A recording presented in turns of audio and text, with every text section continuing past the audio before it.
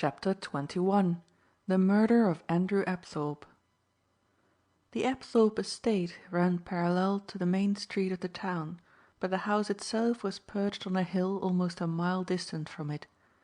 A long winding ascent led to a big stone turreted mansion commanding an extensive view of the country that lay about it.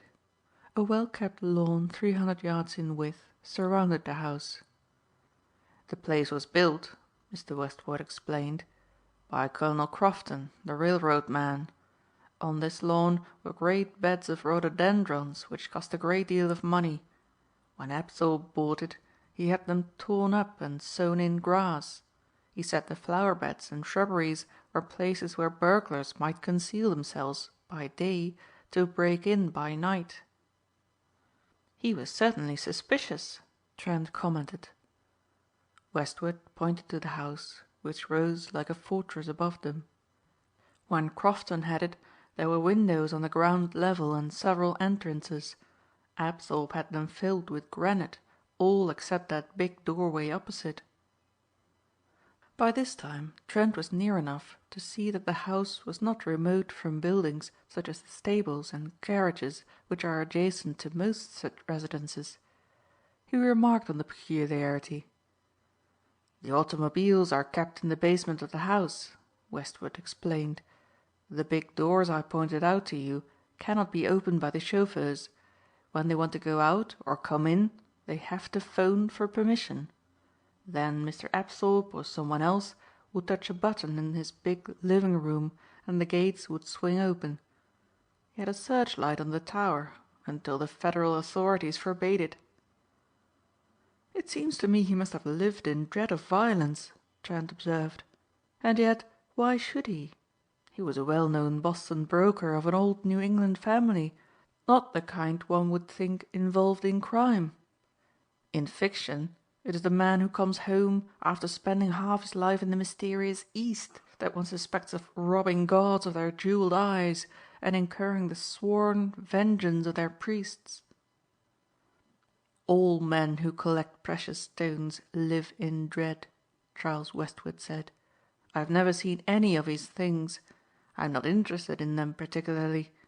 I have always talked about fishing when I have been there, but it's common knowledge that he was going to leave his valuables to the Museum of Fine Arts. One of the things which incensed his wife was that he wouldn't give her or her daughter any of the jewels but preferred to keep them locked away." A flight of 20 granite steps led to the main entrance, two heavily built, metal-studded doors. A lofty hall was disclosed, with a circular stairway around it. Leading from the hall to what seemed the main room on that floor was a flight of 6 steps. The chestnut doors had been shattered. Obviously it was the room in which Apthorpe had met his death.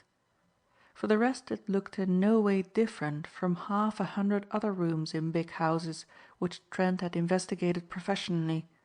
Bookshelves not more than 4 feet in height lined 3 sides of the apartment. Making a pretense of reading the titles, Trent looked to see whether they were indeed volumes or mere blinds. The policeman in charge, knowing Mr. Westward well, was only too willing to show him and his friend what was to be seen. The body, he explained, was in an upper chamber. One peculiarity Trent noted in the bookcases. Apparently there was no way to open them. They were of metal painted over. If keyholes existed they were hidden from view. Fearing that the policeman in charge would notice his scrutiny, he walked over to the open window and looked out. It was from this that the murderer made his escape. 12 feet below the green, closely cropped turf touched the granite foundation of the walls. When Mr. Westward offered him a cigar he took out his pipe instead and knocked out the ashes against the window ledge. Mr. Westward heard an exclamation of annoyance and asked its cause.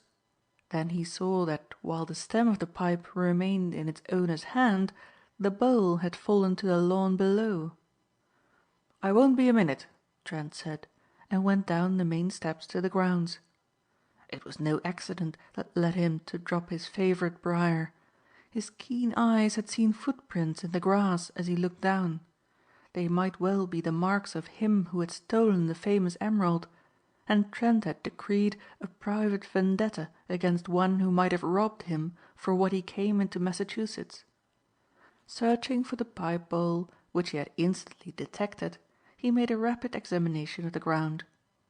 There were indeed footprints, made undoubtedly by someone dropping from the end of the portiere to the soft turf. And as he gazed, the mysterious man whom he had suspected faded into thin air. They were the imprints of the high heels that only women wear. Carefully he followed them as far as the big gates of the garage. They were not distinct to any but a trained observer. They were single tracks leading from the grass beneath the window to the garage. Not an unnecessary step had been taken. Apparently the local police had pulled in the portiere from the window and had made no examination of the grass below. Trent noticed that a man, evidently a gardener, was approaching him.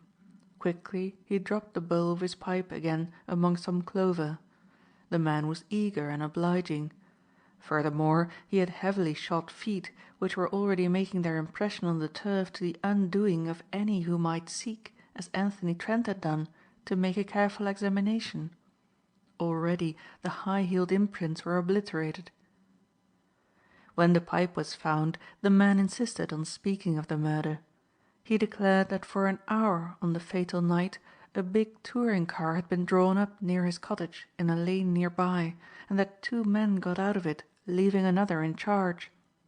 Trent shook him off as soon as he could and returned to the house, his previously held theories wholly upset.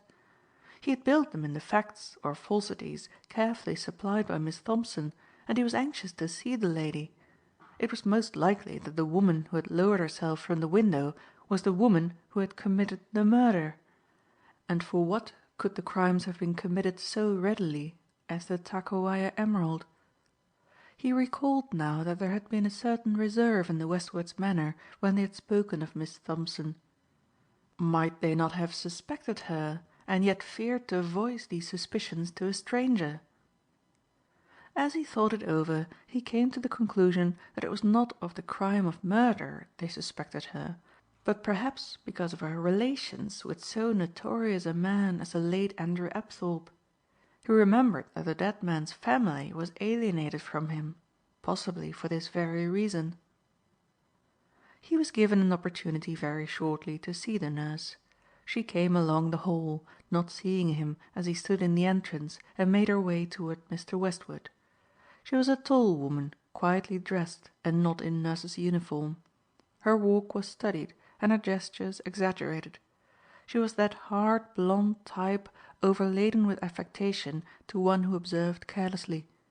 But Trent could see she had a jaw like a prize fighter, and her carefully penciled eyes were intrinsically bellicose. She had a big frame and was, he judged, muscularly strong. And of course nurses must have good nerves. If she had the emerald he was determined to obtain, it would not be an easy conquest. Her greeting of Mr. Westward was effusive. Indeed, it seemed too effusive to please him. He was courteous and expressed sympathy. She talked volubly. She related in detail the events of the previous night, and the listener noticed that she was letter perfect. The only new angle he got was a description of the supposed murderer. According to Nurse Thompson, he was about 50, wore a short grizzled moustache, was of medium height but very broad, and dressed in a dark grey suit. In accents he judged him to be a Westerner. She would recognize him, she declared dramatically, among 10 million. Trent had no wish to meet her yet. He had seen her, recognized the predacious and formidable type, and had observed she wore expensive shoes with fashionably high heels. Presently Charles Westward joined him. "I've been talking to Miss Thompson," he volunteered. "I saw you," Trent said, "but supposed it was one of the family. She wasn't dressed as a nurse."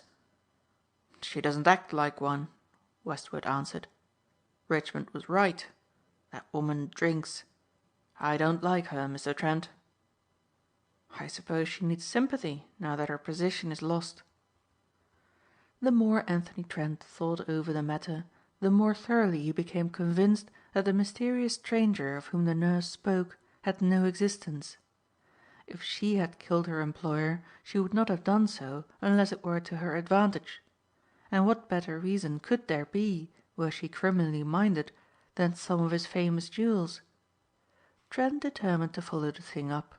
He chuckled to think that he was now on the opposite side of the fence, the hunter instead of the hunted. But that was no reason that he should aid his enemy, the law. If he devoted his talents to the running down of the murderer, he wanted the reward for himself. Supposing that she had planned the crime, the opportunity was hers when she had the old man alone in the house.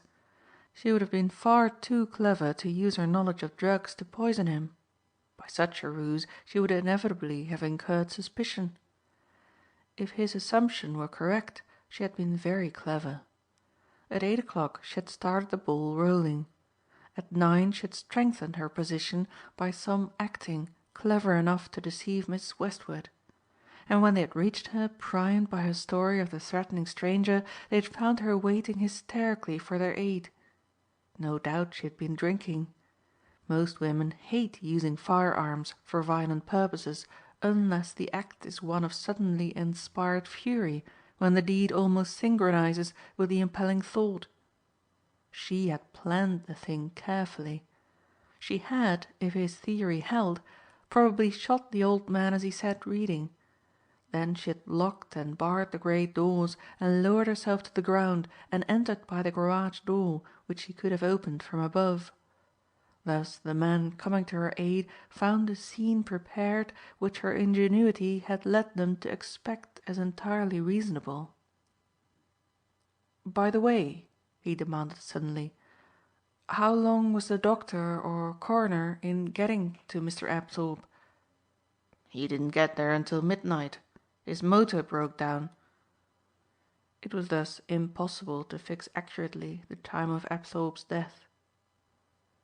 As they turned from the drive into Groton's main street, a big limousine passed them. To its occupants Mr. Westward raised his head. "Mrs. Apthorpe," he explained.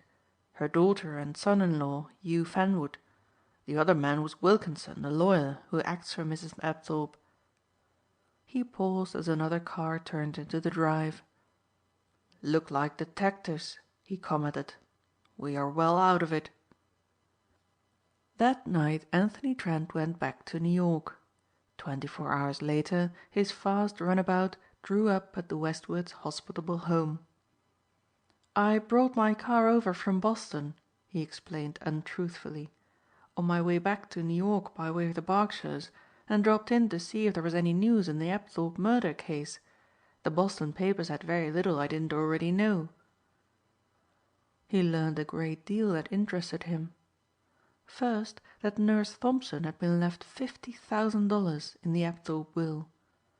This, on the advice of counsel, would not be contested, as the widow desired, on the ground of undue influence. Her daughter, Mrs. Hugh Fanwood, was not desirous of publicity. Secondly, one of the most famous jewels in the world had been stolen. "Imagine it!" Mrs. Westward exclaimed. "For 5 years an emerald that was once in a Tsarina's crown has been within a mile of us and not a soul in Groton knew of it. It was worth a fortune. Now we know why the poor man was done to death." "Have they any clue?" he demanded. "They have offered a reward of $10,000. Miss Thompson's description of the man has been circulated widely and caused arrests in every town in the state. The house is being searched by a detective agency, but we all believe it's useless. I don't think Amelia Apthorpe behaved at all well. She insisted on having everybody searched who was in the house. Not Charles, of course, but everyone she didn't know, and some whom she did." "I was in the house," Trent reminded them. "Perhaps I ought to offer myself." "No, no," Westward exclaimed. "I told Mrs. Apthorpe who you were. I said you bought the Stanley camp on Kennebago and that I could vouch for you." "That's mighty nice of you," Trent responded warmly. It was at a moment like this, when he realized he was deceiving a good sportsman, that he hated the life he had chosen. It was one of the reasons that he denied himself friends. "Did she have any sort of scrap with Miss Thompson?" "It's too mild a word," said Westward. "After the nurse's things were searched she was told to go. Then she said she should bring an action against Mrs. Apthorpe for defamation of character and illegal search. She promised that there would be enough scandal unearthed to satisfy even the yellow press. I don't suppose poor Amelia Apthorpe knew there were such lurid words in or out of the dictionary until the Thompson woman flung them at her. Will she bring action, do you think?" "I think she's too shrewd. From what Hugh Fanwood told me, they had looked up her record and found it shady. She was a graduate nurse once. Her diploma is genuine, and the doctor here tells me she knew her business. But there are other things that she wouldn't want in print. I think we've seen the last of her. She'll get her $50,000, and when she's gone through that she'll find some other old fool to fall for her."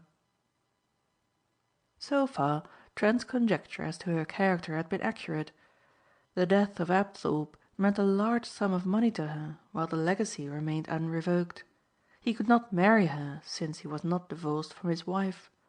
Perhaps he had believed in her sufficiently to show her his peerless emerald. Or perhaps he had only hinted at its glories, and she had become possessed of the secret of its whereabouts. In any case, Anthony Trent firmly believed she had it. It was quite likely that she had secreted it somewhere in the grounds of the mansion to retrieve it without risk later on.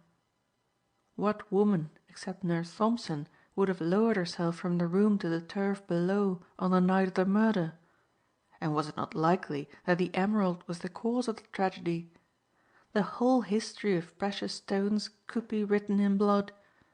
In any case, it was a working hypothesis sound enough for Trent to have faith.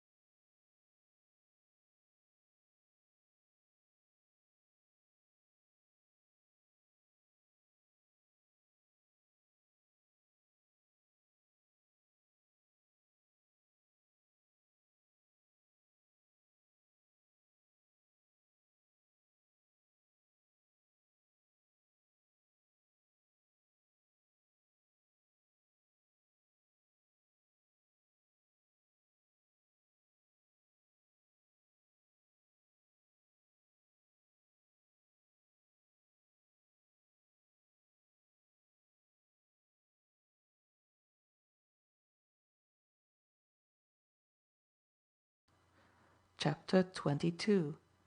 A Thief to Catch a Thief. It was not a matter of much difficulty for Trent, still Mr. Maltby, to become acquainted with male members of the set in San Francisco which Miss Thompson affected. He knew that she dined each night at a cafe which attracted many motion picture people. And he learned that there was a producer from Los Angeles now looking for easy money in San Francisco who was very friendly with her. Since this man Wheeler was easy of approach to such as seemed prosperous, it was not difficult for Trent to strike up an acquaintance one day at the St. Charles. Wheeler, first of all, as became a loyal native son, spoke of climate. Then with even greater enthusiasm he spoke of the movies as money makers. He wanted to get a little money together, put on a feature and sell it. He arranged all the details on the back of a St. Charles menu card.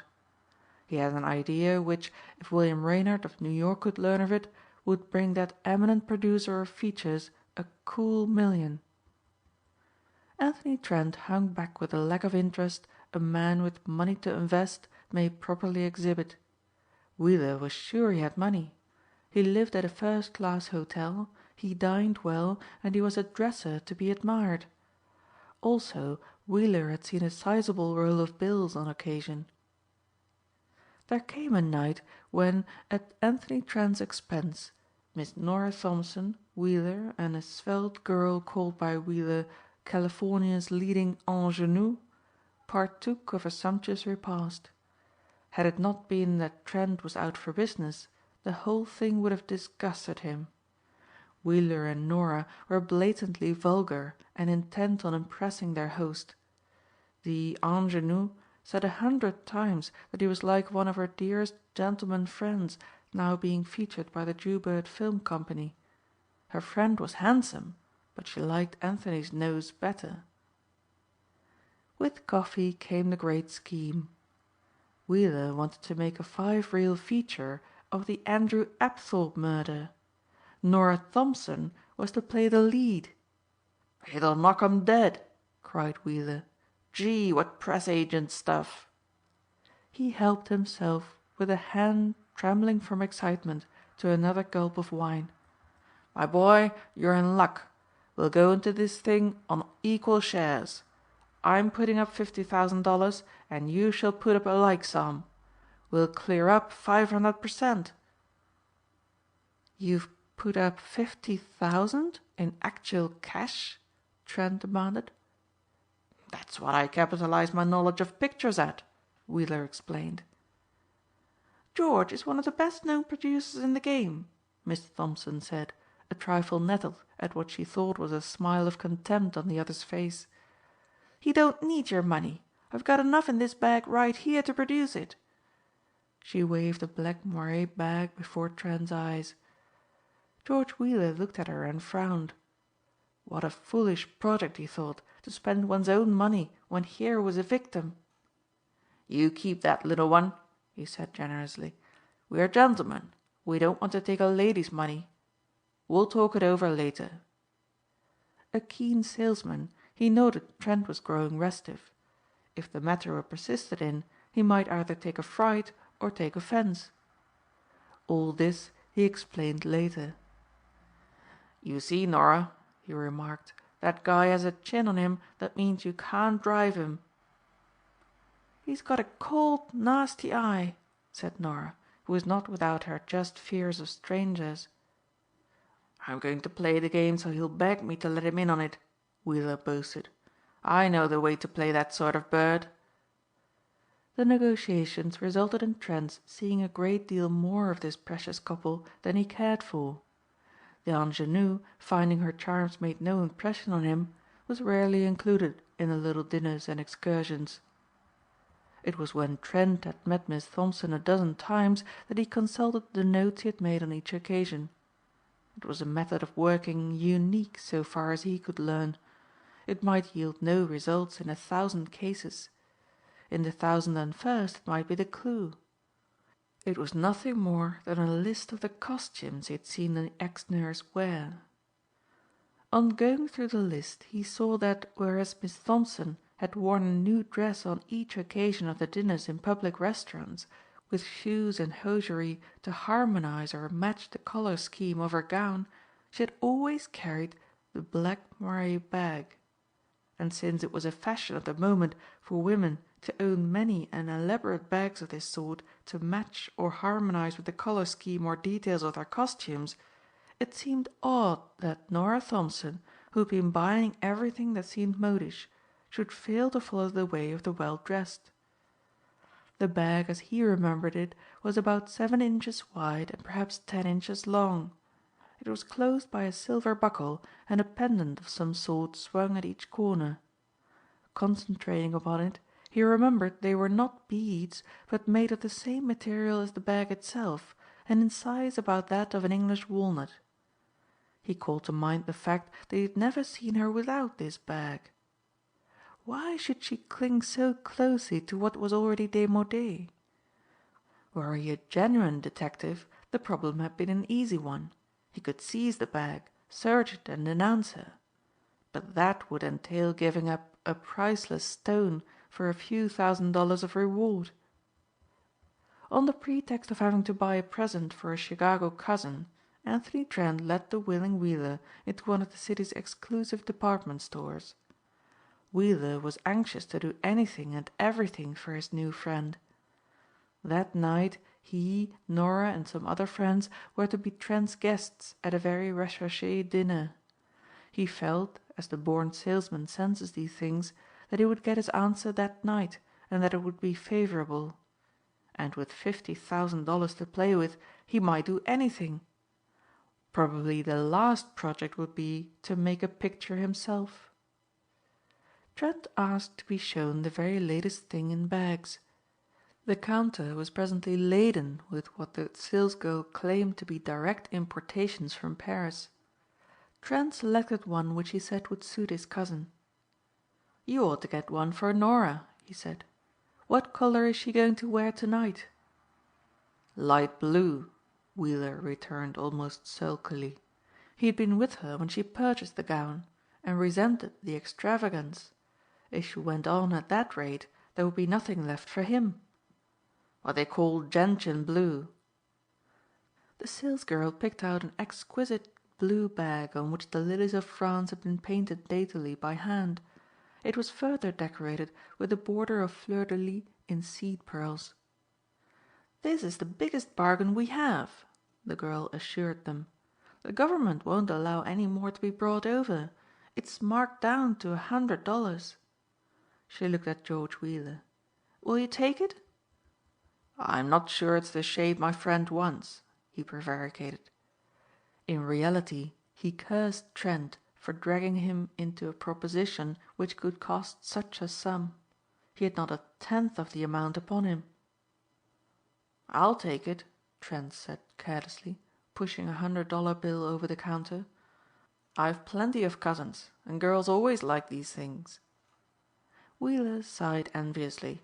He often remarked if he could capitalize his brains he would pay an income tax of $1 million. But that did not prevent him from being invariably short of ready money. He was looking forward to the dinner Trent was to give him and his friends that night. Besides Nora, there were 5 other moving picture people who were to be used to impress Trent with their knowledge of the game and the money he could make out of it. They would be amply repaid by the dinner, for there are those who serve the screen drama whose salaries are small. These ancillary salesmen and women were to meet at 6:30 in the furnished flat Norah Thompson had rented. There they were to be drilled. It was while they were receiving the finishing touches that Anthony Trent knocked upon the door, blandly announcing that he had brought an automobile to take Norah and George to the hotel where he was staying.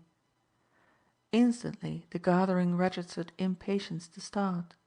Wheeler, always suspicious, feared that Trent might think it curious that so many were engaged in earnest conversation, and he wondered if their voices had carried to the hall where Trent had waited.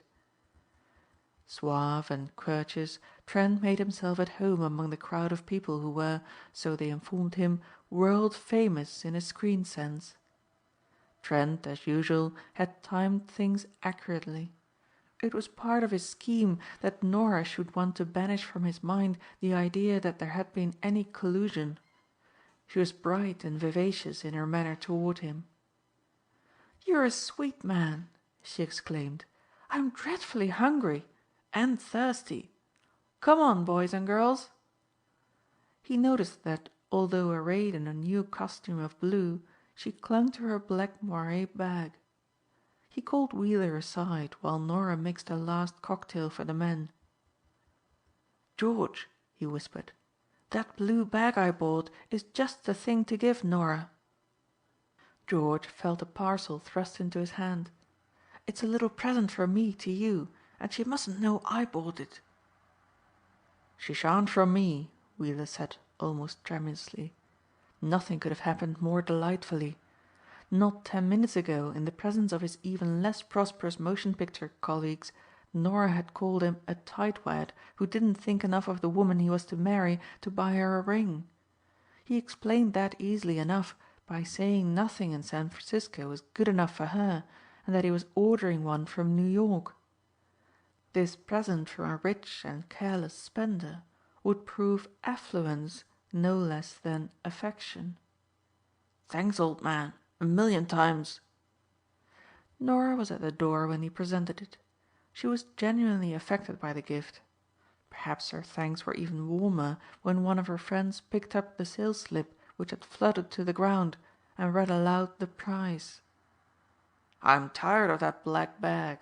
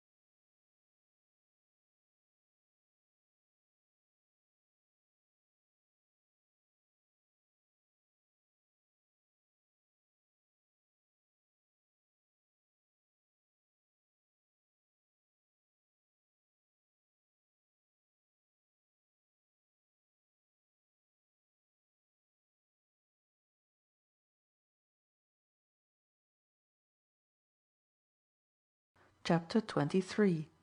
The Secret of the Black Bag. The dinner was a wearisome affair to Trent. His companions were vulgar, their conversation tedious, and the flattery they offered him nauseous. It was exactly 9:30 when a waiter came to his side and told him there was a long distance call for him from Denver. Apologizing, he left the table. "His brother is a mining man out in Colorado," Wheeler informed the company. "They're a rich bunch, the Chicago Maltbys." "They can't come too rich for us," one of his friends chuckled. "Pass me the wine, George." "This is a great little opportunity for rehearsing," Wheeler reminded them. "I've got to sign this bird up tonight. If I do, we'll have another little dinner on Saturday with a souvenir beside each plate." Directly Trent reached the hotel lobby he slipped the waiter a $5 bill. "If they get impatient," he cautioned the man, "say I'm still busy on the long distance and must not be interrupted." 5 minutes later he opened the door of Norah's flat and turned on the light. There, upon a chair, was the bag on which he had built so many hopes. His long sensitive fingers felt each of the pendants. Then, with the small blade of a pocket knife, he cut a few stitches and drew out the Takowaja emerald. For a full minute he gazed at its green, glittering glory. Then, from a waistcoat pocket, he took the brilliant which had been purchased with the Benares lamp. They were much of a size, and he placed the glass where the jewel had been, and with a needle of black silk already prepared, sewed up the cut stitches. The whole time occupied from entering the apartment to leaving it was not 5 minutes. He was back with his guests within a quarter of an hour. "You must have had good news," Norah exclaimed when he took his seat. His face, which had been expressionless before, was now lighted up. He was a new man, vivacious, witty and bubbling over with fun. "I had very good news," he smiled. "I put through a deal which means a whole lot to me. Let's have some more wine to celebrate." The dinner was taking place in a private room and he had insisted that the service be of the best. Now he was free from the tension that inevitably preceded one of his adventures, he could enjoy himself. For the first time he looked at the omnibus by the door behind him. It was not the youthful fledgling waiter he expected to see, but a big dark man with a black moustache and imperial. Nora observed his glance. "George offered to star him as the mysterious Count, but the poor wop don't speak English." "I'll bet he left Spaghetti Land because he done a murder," George commented. "A nasty looking rummy, I call him." "I'll swear he wasn't here when I went to the phone," said Trent. "I should have noticed him." None heard him. The new bottle demanded attention. There was something vaguely familiar about the face, but for the life of him Trent could not place it. Uneasily he was aware that the man of whom this strange waiter reminded him had come at a moment of danger. The more he looked the more certain he was that imperial and moustache were the disguising features. But it is not easy to strip such appendages off in the mind's eye and see clearly what lies beneath. But there was a way to do so. On the back of an envelope Trent sketched the waiter as he appeared. It was a good likeness. Then with the rubber on his pencil end he erased moustache and imperial. The face staring at him now was beyond a question that of Devlin, the man who had run foul of him over the case of the Mount Aubyn ruby. He remembered now that Devlin had left Jerome Dangerfield's employ to join a New York detective agency. What was Devlin doing here disguised as a waiter if not on his trail? And pressed against his side was a stone of world fame. There was no possibility of escape. The dining room was 20 feet from the street below and he had no way of reaching it. The door was guarded by Devlin and outside in the corridor waiters flitted to and fro. Old Sir Richard caught at last. He was roused from his eager scheming by a waiter asking what liqueur he would have. Automatically he ordered the only liqueur he liked, green chartreuse. Would Devlin allow the party to break up? If so, he had a place of safety already prepared for the emerald. But if arrest and search were to take place before he could reach his room, there was no help. He would be lucky to get off with 15 years. Something told him that Devlin was about to act. Waiters were now grouped about the door. He knew that Devlin must long ago have marked him down and this was the final scene.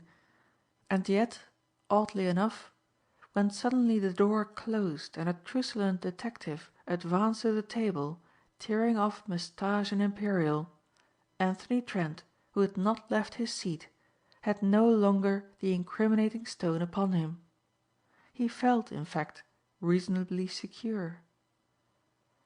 "Quiet, youse!" Devlin shouted and flashed a badge at them.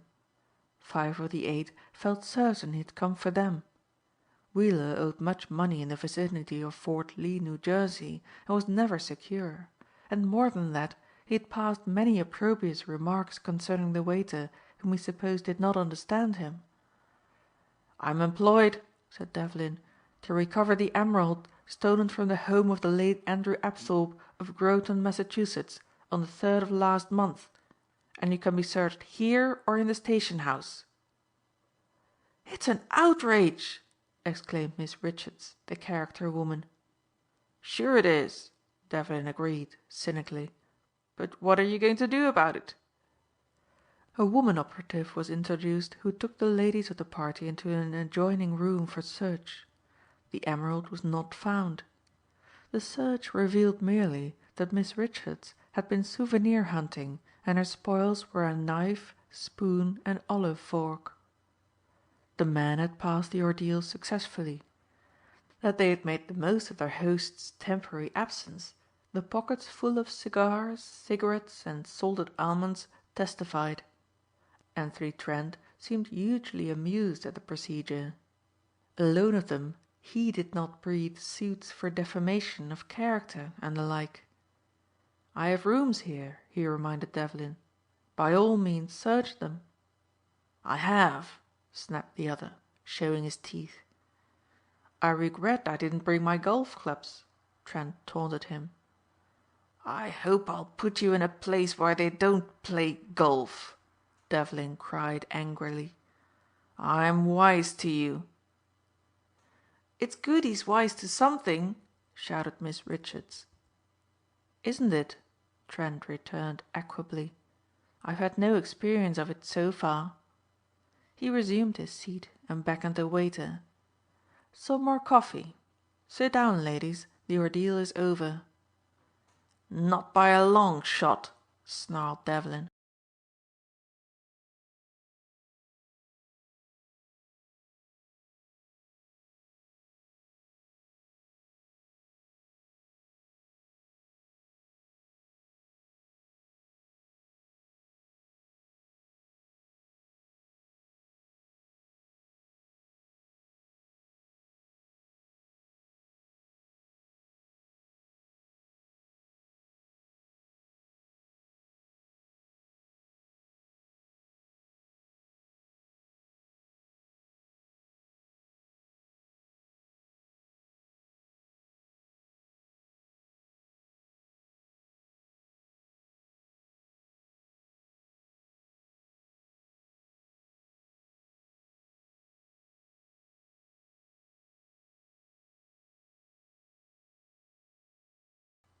Chapter 24. Devlin's Promise. Half an hour later the stone, reposing in a tin box of cigarettes, was in the mails on the way to Trent's camp at Kennebago. Mrs. Kenny had instructions to hold all mail, and its safety was thus assured. There was nothing more to fear. He wanted very much to know what had happened at Miss Thompson's apartment, and proposed to call after breakfast. But Devlin called first upon him. It was a depressed Devlin. Not indeed a Devlin come to be apologetic, but one less assured. "Well?" said Trent affably. "Come to search me again? I'm getting a little tired of it, my good man." "I want to know why you pass here under the name of Maltby of Chicago when your name is Trent and you live in New York City." "A private detective has no right to demand any such knowledge. Last night you took upon yourself powers and authority which we could have resisted if we chose. You had no legal right to search us. I submitted first because I had nothing to fear, and secondly to see if the others had the stone. I didn't think they had." "What do you know about the stone?" Devlin demanded suspiciously. "Everything, except just where it is at this present moment. Between you and me, Devlin, I'm here after it too. I was at Groton, as can easily be proved, on the day after the murder." Trent smiled as a curious look passed over the detective's face. "I'm going to disappoint you. I passed the day and night in Boston when the murder was done. I have just as much use for that $10,000 as you have. By the way, I suppose you got the stone?" "Like hell I did," Devlin cried, red in the face. "I got this." He showed Trent the piece of cut glass which had hung in his room for so long. "Glass, that's what it is." Devlin leaned forward and looked hard into Anthony Trent's eyes. "You know more about this than you pretend. It ain't accident that brings you around when two such stones as Dangerfield's ruby and this here emerald get stolen. There's something more to it than that. There's something mighty queer about you, Mr. Anthony Trent, and I'm going to see what it is." Trent looked at him for a moment and then smiled. It was the tolerant smile of the superior. It angered Devlin. His red face grew redder still. "My good Devlin," said Trent, "stupidity such as yours may be good armor, but it is a poor diving suit." "Talk sense," Devlin commanded. "If you wish," Trent agreed easily. "I mean that you haven't the mental equipment to live up to your desires. You have the impertinence to think you can outwit me. I'm your superior in everything. Mentally, morally and physically I can beat you, and in your heart you know it. I think I've stood about as much from you as I care to take from any man. For a time you amused me. At Sunset Park you thought you were being very subtle, searching my room with your twin ass, O'Brien, but I was laughing at you." "You was drunk," said Devlin slowly. "That's how gin takes me," said the other. "I see the ludicrous in men and things. Just listen to me. My past and present bears investigation. You looked me up and you know." Trent drew his bow at a venture. "You found that out, didn't you?" "Because I couldn't find anything against you doesn't prove you're what you pretend," Devlin admitted grudgingly. "The point I wish to make is this," Anthony Trent said incisively. "I'm tired of you. You bore me. You weary me. You exasperate me.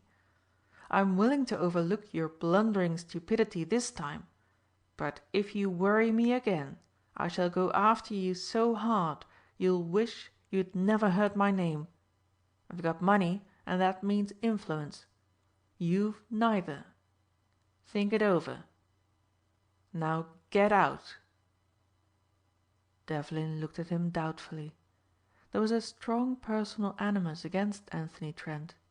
He hated anything suave, smiling or polite, and when these qualities were in conjunction with physical prowess they spelled danger. But for the moment nothing was to be gained by violence. Devlin essayed a genial air. "We all of us make mistakes," he admitted. "I'm willing to say it. I'm sorry I've gone wrong over this case."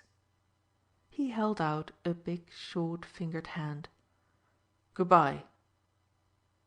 "What's the use?" Trent demanded. "You'll always be my enemy, and I never shake hands with an enemy if I can get out of it." Devlin was at a loss for the moment. It had been his experience that when he offered a hand it was grasped gladly, eagerly. There was something in this harder, unsmiling Trent which impressed him against his will. "They shake hands before the last round of a prize fight," he reminded the other man. "So they do," said Trent, smiling a little, and offered his hand.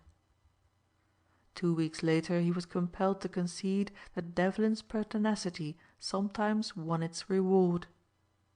Devlin had always been an advocate of the third degree. Together with some operatives from his agency he staged a gruesome drama into which, hysterical and frightened, the drink-enervated Norah Thompson was dragged.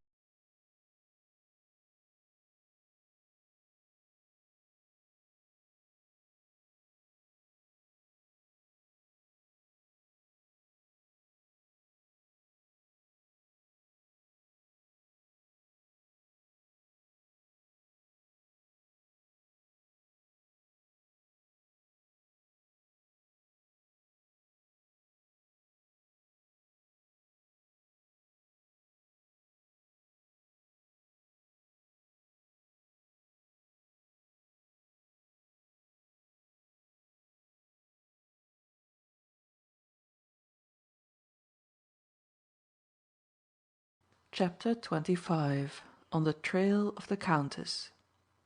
The expert has usually a critical sense well developed. It was so with Anthony Trent. He read the details of all the crimes treated in the daily press almost jealously. What the police regarded as clever criminals were seldom such in his eyes. There were occasionally crimes which won his admiration, but they were few and far between. Violence, to Trent's mind, was a confession of incompetency. The grammar school type of crime to a university-trained mind. One morning the papers were unusually full of such examples of robberies with attendant assaults. Clumsy work, he commented. And then came to a robbery in Long Island of jewels whose aggregate value was more than $100,000. The home of Peter Chalmers Rosewarne at the Montauk Point end of Long Island was the victimized abode. All Americans knew Peter Chalmers Rosewarne. He was the Tin King, enormously wealthy, splendidly generous and fortune's favorite. His father had been a Cornish mining captain who had come from Hugh Bassett to make $1 million in the United States. His son had made 10 millions. His Long Island place, known as St. Michael's Mount, after that estate in Cornwall, near where his father had been born, was a show place. The gardens were extraordinary. The house was filled with treasures which only the intelligent rich may gather together. Rosewarne was a convivial soul in the best sense of the phrase. He loved company and he loved display, and more than all he loved his wife, on whom he showered the beautiful things women adore. Abstractors of precious stones would gravitate naturally to such a home as his. Anthony Trent remembered that the Rosewarne strain of Airedales was the best the breed had to show. He'd read once that Rosewarne turned his dogs loose at night and laughed burglars to scorn. And well he might, for of all dogs the gods have blessed none with such sense as the Airedales possess. Theirs not to bark indiscriminately or bite their master's friends. Theirs to reason why, to know instinctively what is hidden from the lesser breeds. A dozen such dogs roaming their master's grounds, their guardian instincts aroused, would effectually bar out strangers. That a robbery had been committed at St. Michael's Mount spelled for Trent an inside job. The papers told him that a large house party was gathered under the hospitable Rosewarne roof. Rosewarne himself indignantly denied the possibility of his guest's guilt. The servants seemed equally satisfactory. Sifting the news, Anthony Trent learned that the suspected person was a girl who had been member of a picnic party using the Rosewarne grounds. There was a space of nearly 10 acres which the mining man had reserved for parties, suitably recommended, who made excursions from the Connecticut side of the Sound. Here Sunday schools passed blameless days and organized clambakes. The party to which the suspected girl belonged was a camp for working girls situated on one of the Thimble Islands. Nearly 40 of them, enjoying the privilege of the Rosewarne grounds, had spent the day there. Mrs. Rosewarne herself had seen them depart into the evening mist. Then she had seen, 30 minutes later, a girl running to the water's edge. She was dressed, as were the others of her party, with a red-trimmed midi blouse and red ribbons in her hair. A brunette, rather tall and slight, and awed when the chatelaine of the great estate asked what was the matter. It seemed she had become tired and had slept. When she awoke, the boat was gone. She had not been missed. Mrs. Rosewarne was not socially inept enough to bring the simple girl to her own sophisticated dinner table. Instead, the girl had an ample meal in the housekeeper's room. At 9 o'clock a fast launch was to be ready to take her to her camp. It might easily overtake the sailboat if the breezes died down. At 9:15 the mechanician in charge of the boat came excitedly into the house to relate his unhappy experiences. The girl, wrapped in motor coat, was safely in the boat when she begged the man to get her a glass of water from the boathouse at the dock. It was while he was doing so that the boat disappeared. He heard her call to him in fright and then saw the boat, one capable of 20 knots an hour, glide away with the girl holding her hands out to him supplicatingly. She had fooled with the levers, he averred, and would probably perish in consequence. It was while Rosewarne considered the matter of sending out his yacht in pursuit that the discovery was made that $100,000 worth of jewels had been taken. The mechanician had been fooled, of that they were now assured, and the working girl became a fleeing criminal. The sudden temptation through seeing sparkling stones in profusion was the result. A number of boats went in pursuit, and the ferries were watched, but the fast motor launch was not found. Considering the case from the evidence he had at command, Trent was certain it was no genuine member of the working girls' camp who had done this thing. Every move spoke of careful preparation. Someone had chosen a moment to appear at the Mount when suspicion would be removed and her coming seem logical. And no ordinary person would have been able to drive a high-powered boat as she had done.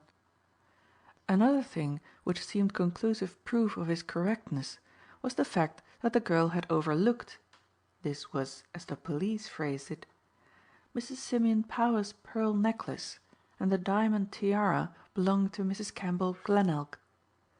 This omission supported the police theory that it was the work of an inexperienced criminal.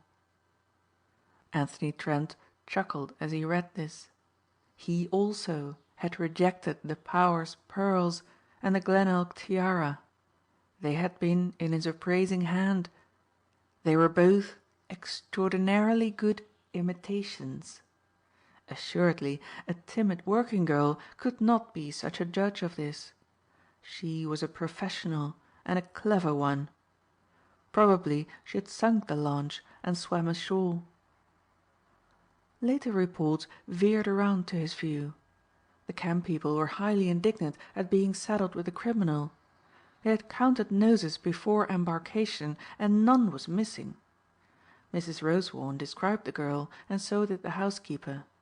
The latter, remarking on the slightly foreign intonation, was told by the girl herself that she came from New Bedford, where her father was employed in a textile mill belonging to Dangerfield.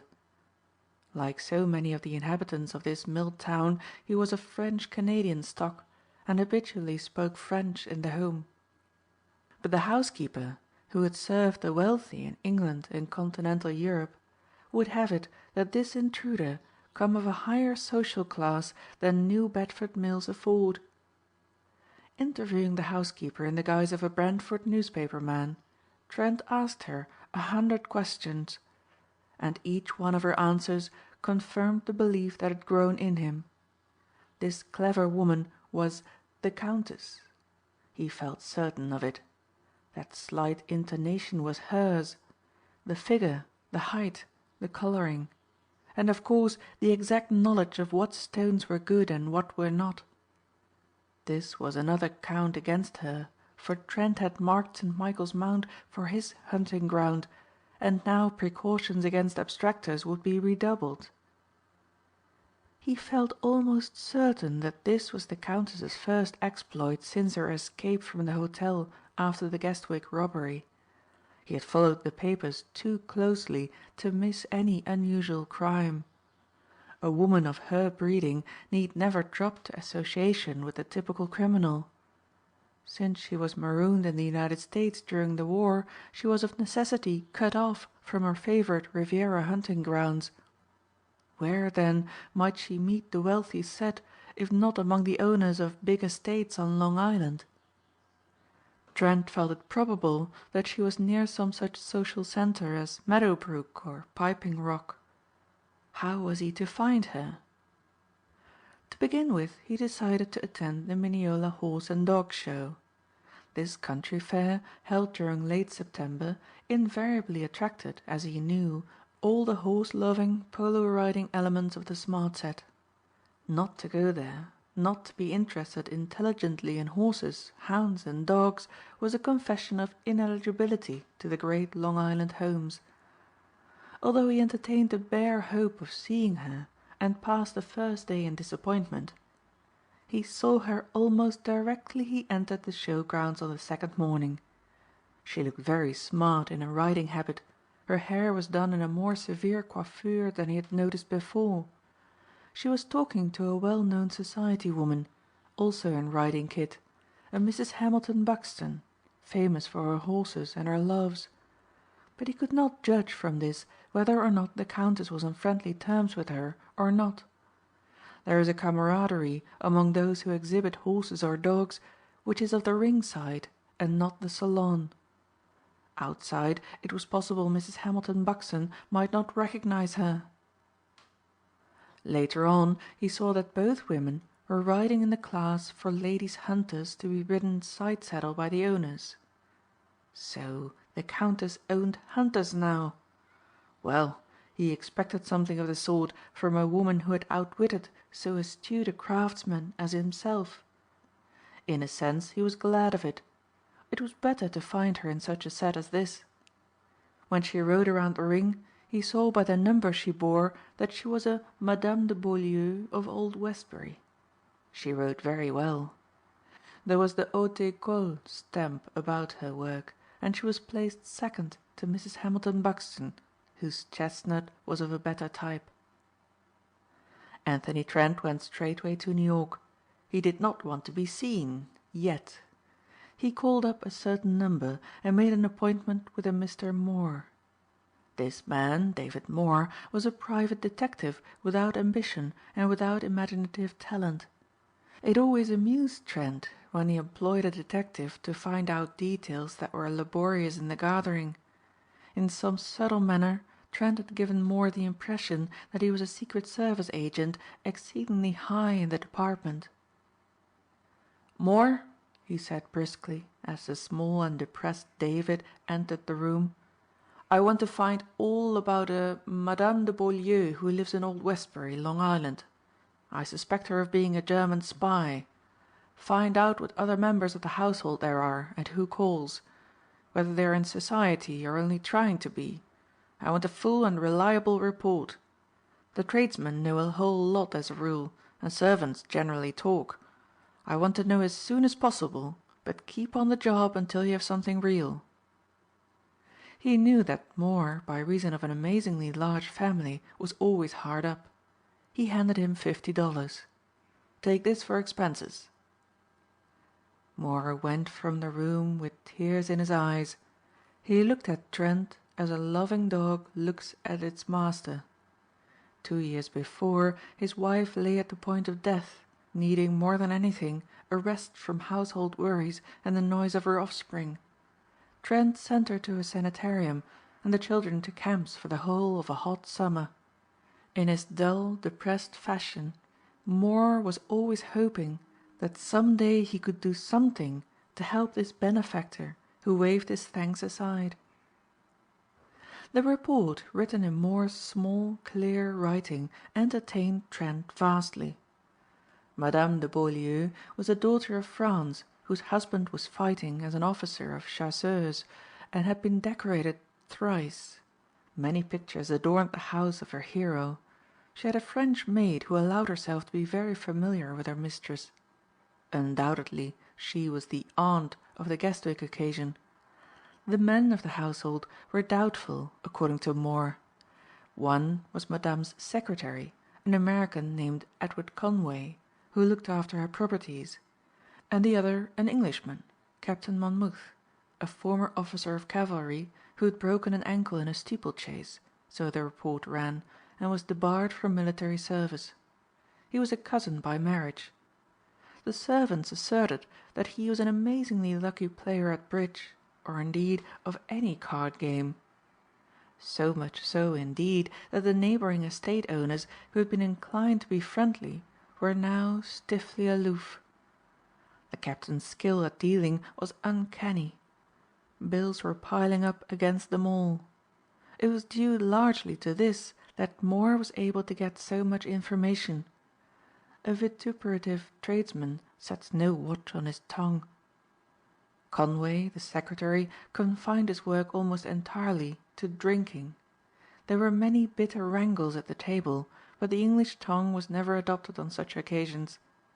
The part of Moore's screed which interested Trent most was that there had been a discussion overheard by a disgruntled maid to take in some wealthy paying guest and offer to get him into Long Island's hunting set. It would be worth a great deal to an ambitious man to gain an entree into some of these famous Westbury homes. Of course the odd household could probably not live up to such promises, but its members had done a great deal. For example, a Sunday paper, in its photogravure supplement, had snapped Madame de Beaulieu talking with Mrs. Hamilton Buxton, and Captain Monmouth was there to be seen chatting with Wolfston Coleman, the great polo player. An excellent beginning, astutely planned. It was while Anthony Trent debated as to whether he dare risk the Countess's recognition of him that a wholly accidental circumstance offered him the opportunity. Suffering from a slightly inflamed neck, he was instructed to apply dioxygen to the area. This he did with such cheerful liberality that his shaving mirror next day showed him a man with black hair at the front and a vivid blonde at the back. The dioxygen had helped him to blondness as it had helped a million brunettes of the other sex. For a moment he was chagrined. Then he saw how it might aid. It was his intention to go back to Kennebago for the deer hunting, and accordingly he dispatched Mrs. Kinney post haste. She was used to these erratic commands and saw nothing out of the ordinary in the fact that he was in a bathrobe with a Turkish towel wound about his head. He was in dread of becoming bald and was continually fussing with his hair. In a day or so Anthony Trent was a changed being. His eyes had a hazel tint in them which formed not too startling a contrast to his new blondness. He was careful to touch up his eyebrows also. Shutting up his flat, he registered at a newly built hotel as Oscar Lindholm of Wisconsin. He would pass for what we assume the handsome type of Scandinavian to be. It was at this hotel Captain Monmouth stayed when he came to indulge in what he termed a flutter with the cards. There were still a few houses in the city where one could be reasonably sure of quiet. Hard-drinking youths were barred at these houses. They became quarrelsome. The men who played were in the main big business men who could win without exuberance or lose without going to the district attorney. They were invariably good players and lost only to the professionals. And their tragedy was that they could not tell a professional until the game was done. Captain Monmouth always excited in players of this type a certain spirit of contempt. He was so languid, so gently spoken, so bored at things, and he consumed so much Scotch whisky that he seemed primed for sacrifice. But he was never the altar's victim. He was always so staggered at his unexpected good fortune that he readily offered a revenge. A servant had told David Moore that the household was supported on these earnings. Captain Monmouth, stepping through the lounge on the way to his taxi, caught sight of Oscar Lindholm. Oscar was leaning against the bar rail talking loudly of the horse. 5 hours later Oscar was still standing at the bar and the horse was still his theme.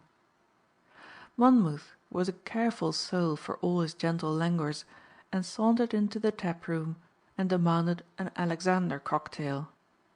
As became a son of Wisconsin, Oscar was free and friendly.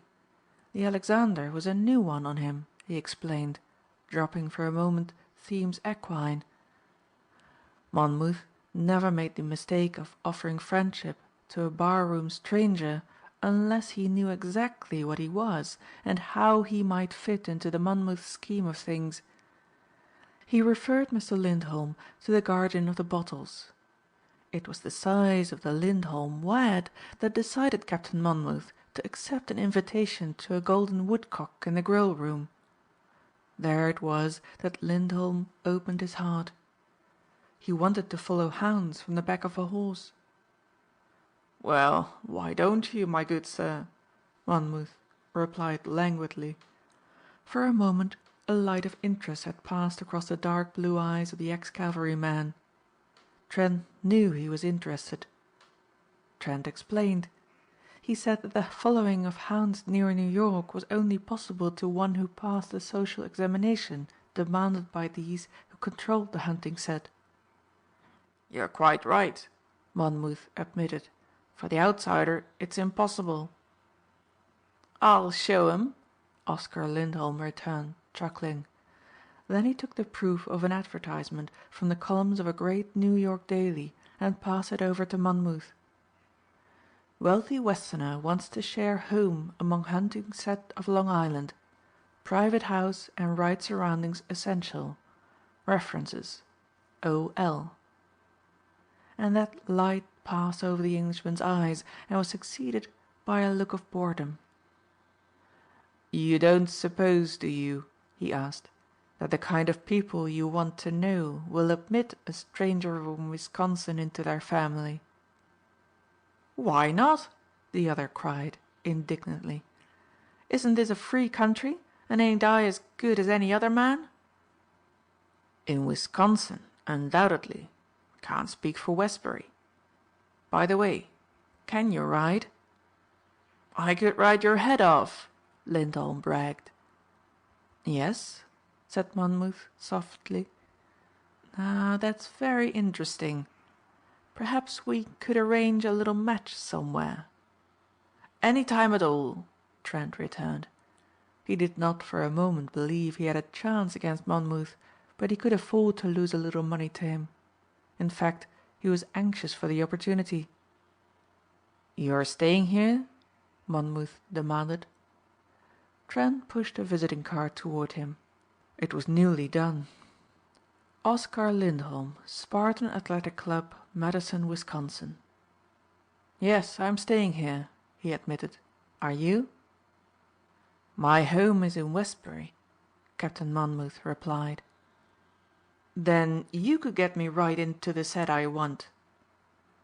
"Impossible," cried the other, rising stiffly to his feet. "One owes too much to one's friends." "Bull," said Oscar Lindholm rudely. "You only owe yourself anything. If I have a lot of money and you want some of it, why consult your friends? What have they done for you?"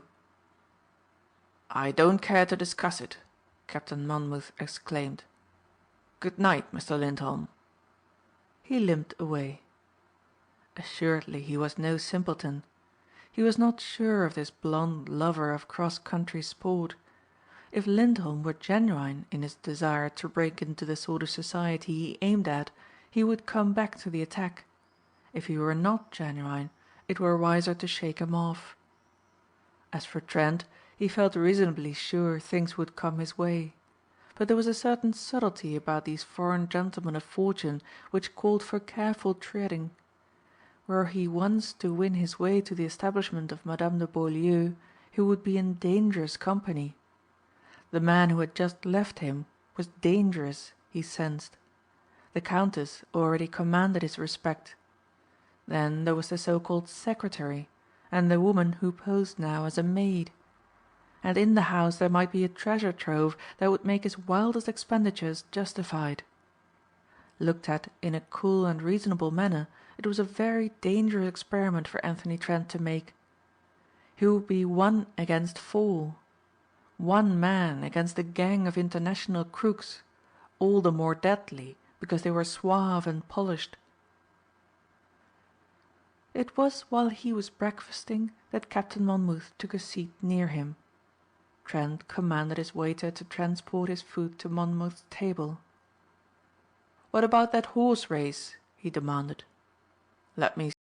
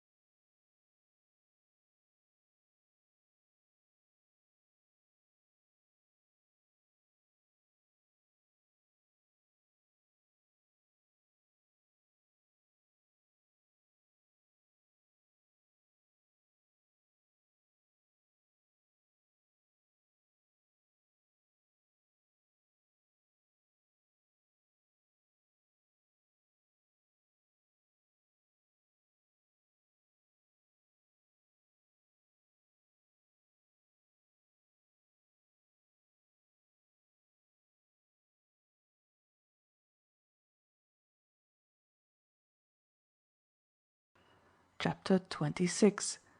Anthony Trent, Paying Guest. And in the end he did.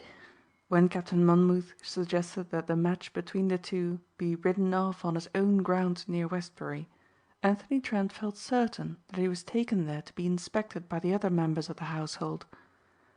Edward Conway was a taciturn, drink-sodden man, not inclined to be friendly with the affable Oscar Lindholm.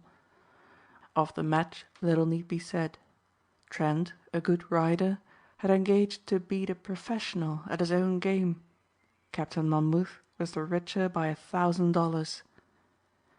In the billiard room of Elm Lodge after the race, Monmouth offered his guest some excellent Scotch whisky and grew a little more amiable. "I presume, Mr. Lindholm," he said, "that you would have no objection to my man of business looking up your rating in Madison." "Go as far as you like. What you'll find will be satisfactory." "It is," Monmouth smiled. "I wish I'd half the money that you have. I should consider myself rich enough, and God knows my tastes are not simple." "So you had me investigated?" Trent smiled a little. "When?" "When we made this match." Trent had found that the assumption of a name might be dangerous if investigations were made concerning it. It was with his customary caution that he had taken Lindholm's name. David Moore, his little detective, often spoke of his cases to his patron. He had spoken at length about the case of Oscar Lindholm of Madison, Wisconsin. A lumber millionaire, Oscar came to New York to have a good time in the traditional manner of wealthy men from far states. A joyride in which a man was run down figured prominently in his first night's entertainment. Fearing that the notoriety of this would affect his political aspirations in the West, he was sentenced to a month on Blackwell's Island under an assumed name. During this month his name could safely be used. The day that Trent became a member of the household at Elm Lodge, the real Lindholm had 10 days more to serve. The wardrobe which Trent had gathered about him was utterly unlike his own perfect outfit. He conceived Oscar Lindholm to be without refinements, and he dressed the part. He could see Captain Monmouth shudder as he came into the drawing room on the night of his arrival. Lindholm wore a Prince Albert coat and wore it aggressively. His patent leather shoes had those hideous knobs on them wherein a dozen toes might hide themselves. "My dear man," gasped Monmouth, "we dress for dinner always." "What's the matter with me?" the indignant guest asked. "Everything," Monmouth cried. "You look like an undertaker. Fortunately we're very much of a size and I have some dress clothes I've never worn. If Madame de Beaulieu had seen you I don't know what would have happened." In 10 minutes Trent was back in the drawing room, this time arrayed as he himself desired to be. Madame de Beaulieu had not yet come down. "Madame is particular then?" Trent hazarded. "She has a right to be," Monmouth said a little stiffly. "She belongs to one of the great families of France." Trent, watching him, saw that he believed it. This was a new angle. She had deceived Monmouth without a doubt. For the first time and the last Trent observed a certain confusion about Captain Monmouth.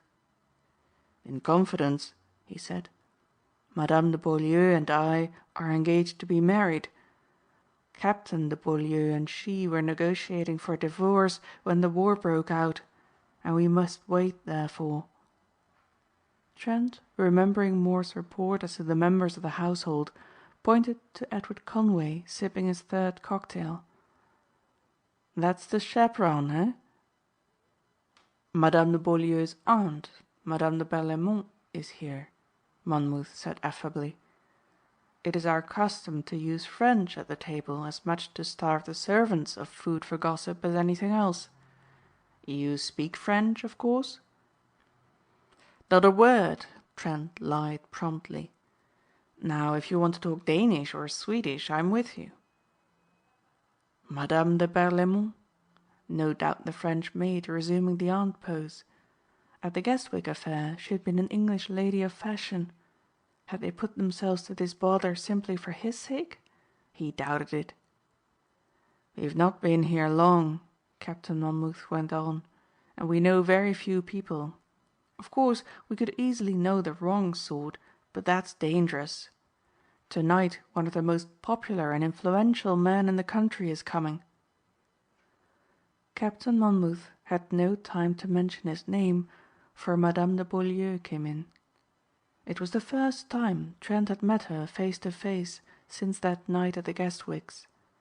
He was not without a certain nervousness. Looking at himself in the mirror he seemed so much the product of peroxide that it must easily be recognized.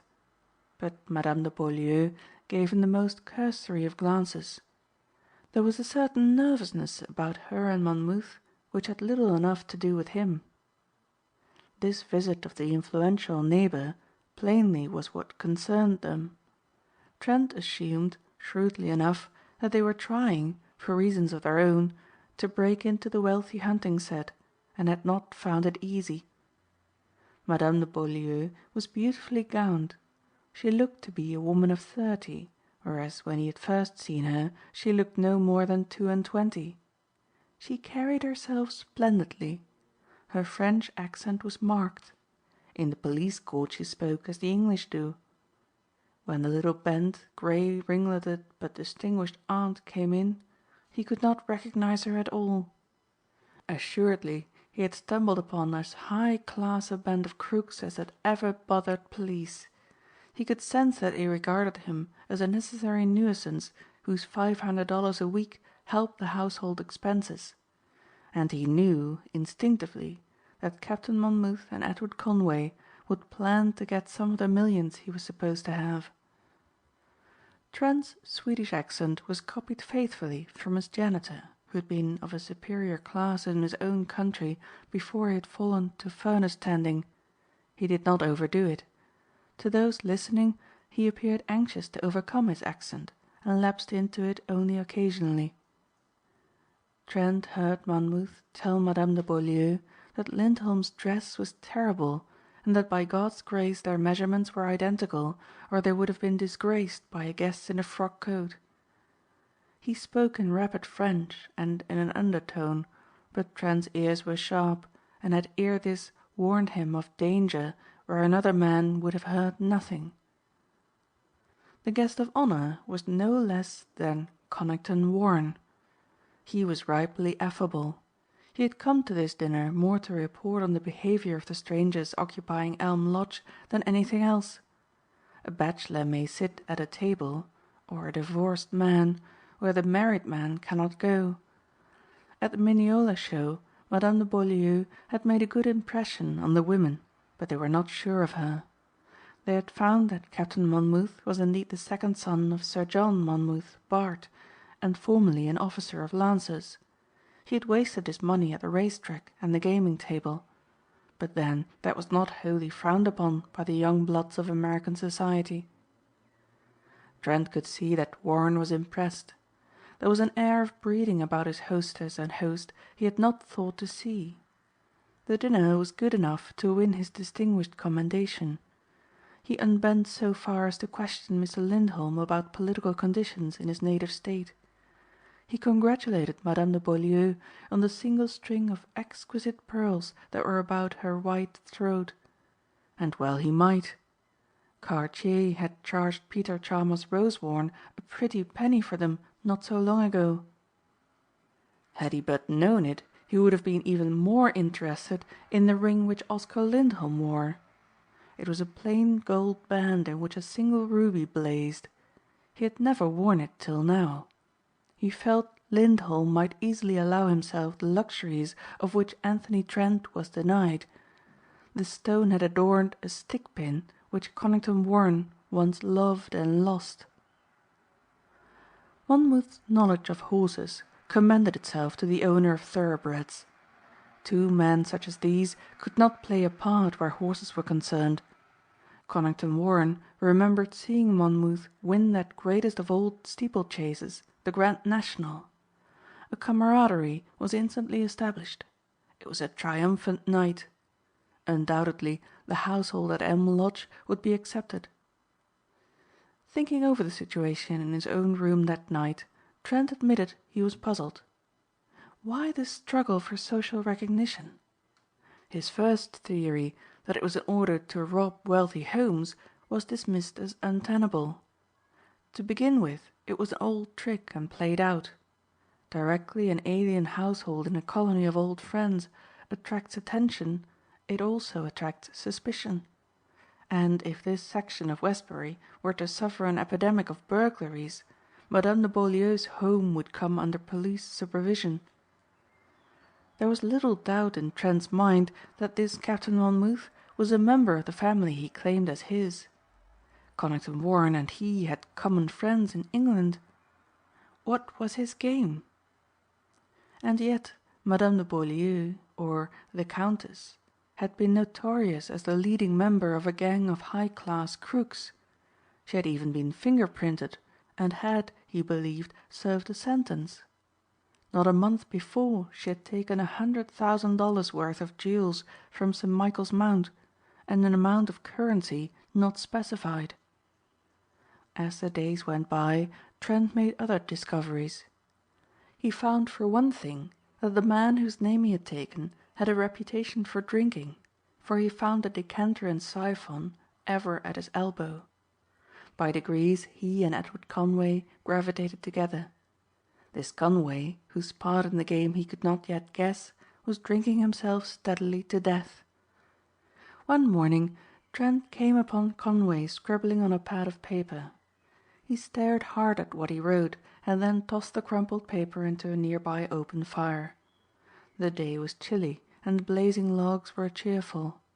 When Conway was gone, Trent retrieved the paper and saw the signature he had assumed copied to a nicety.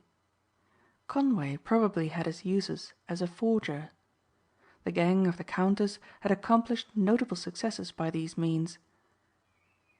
Trent had not been an hour in the house when he discovered that Monmouth and Madame de Beaulieu had eyes only for one another. It was a vulgar intrigue, Trent supposed, and explained the situation. But as day succeeded day, he found he was wrong. Here were two people, a beautiful woman, accomplished and fascinating, and a man of uncommon good looks and distinction, head over ears in love with one another. Conceivably, such people, removed from the conventions of society, would pay small attention to the convenances, and yet he saw no gesture or heard no word in French or English that was not proper. Sometimes he felt he must have mistaken the aristocratic Madame de Beaulieu and her Empire aunt for the wrong women. But he could not mistake the rose-worn pearls which he had viewed in Cartier's only a week before the mining man bought them as a birthday present for his wife. The night that Monmouth and the woman he loved were asked to a dinner party at Conington Warren's home, Oscar Lindholm had 2 more days to serve on Blackwell's Island. So far Anthony Trent had accomplished nothing. He had lost $1,000 on a horse race, 2 weekly payments of $500 for board, and another 1,000 in small amounts at auction and pool. He was most certainly a paying guest. Conway and Trent were not asked. Madame de Berlaymont was indisposed. It was the opportunity he had wanted. It was Conway's habit to sleep from about 10 in the evening until midnight. Every night since Trent had been at Elm Lodge the so-called secretary had done so. In a large winged chair with an evening paper unopened on his knees he would fall into sleep. He could be counted upon, therefore, not to interrupt. The servants retired no later than 10 to their distant part of the rambling house. Only Madame de Berlaymont might be in the way.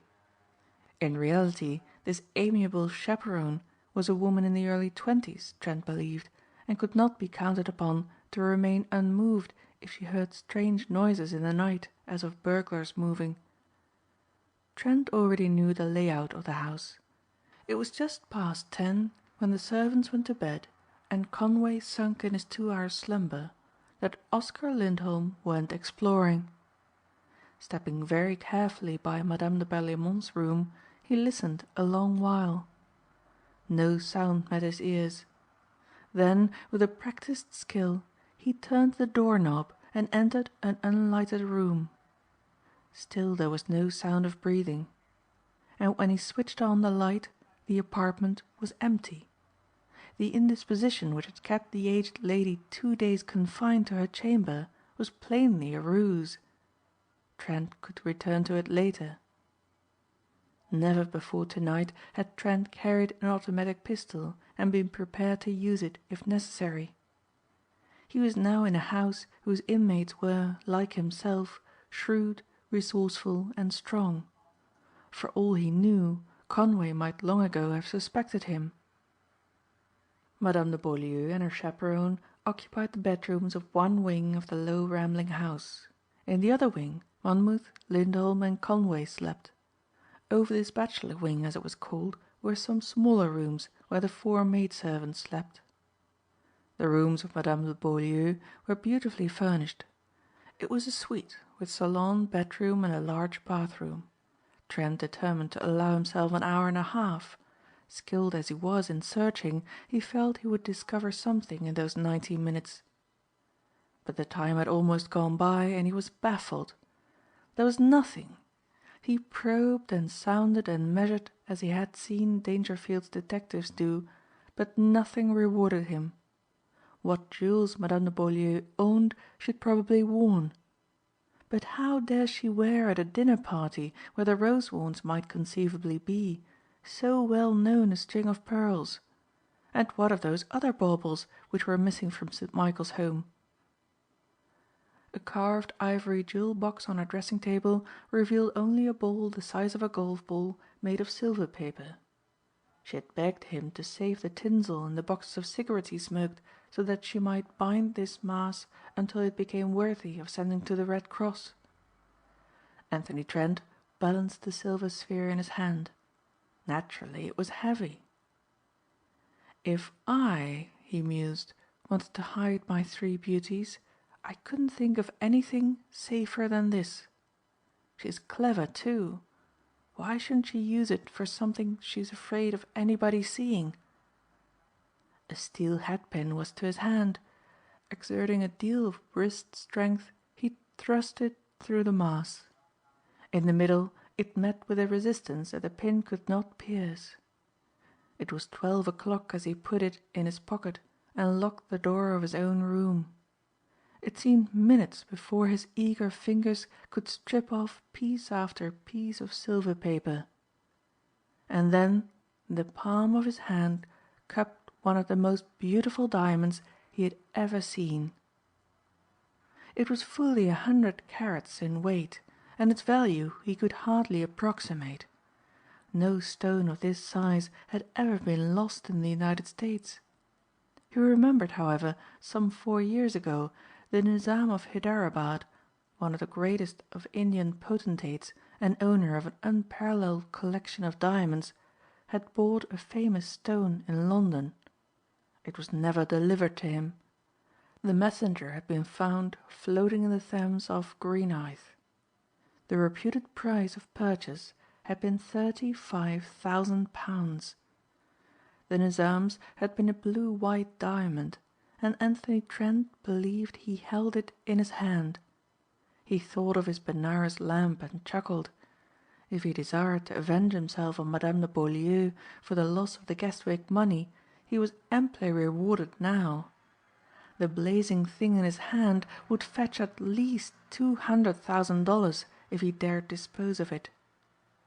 Obviously, the correct procedure for the supposed Oscar Lindholm was to make his escape at once. He would have little chance to do so were the abstraction to become known. Of course, Madame de Beaulieu would look in her ivory casket directly she came in. Did he himself not always glance anxiously at his lamp whenever he had been away from it for a few hours? Cautiously he made his way down to the hall where his coat and hat were.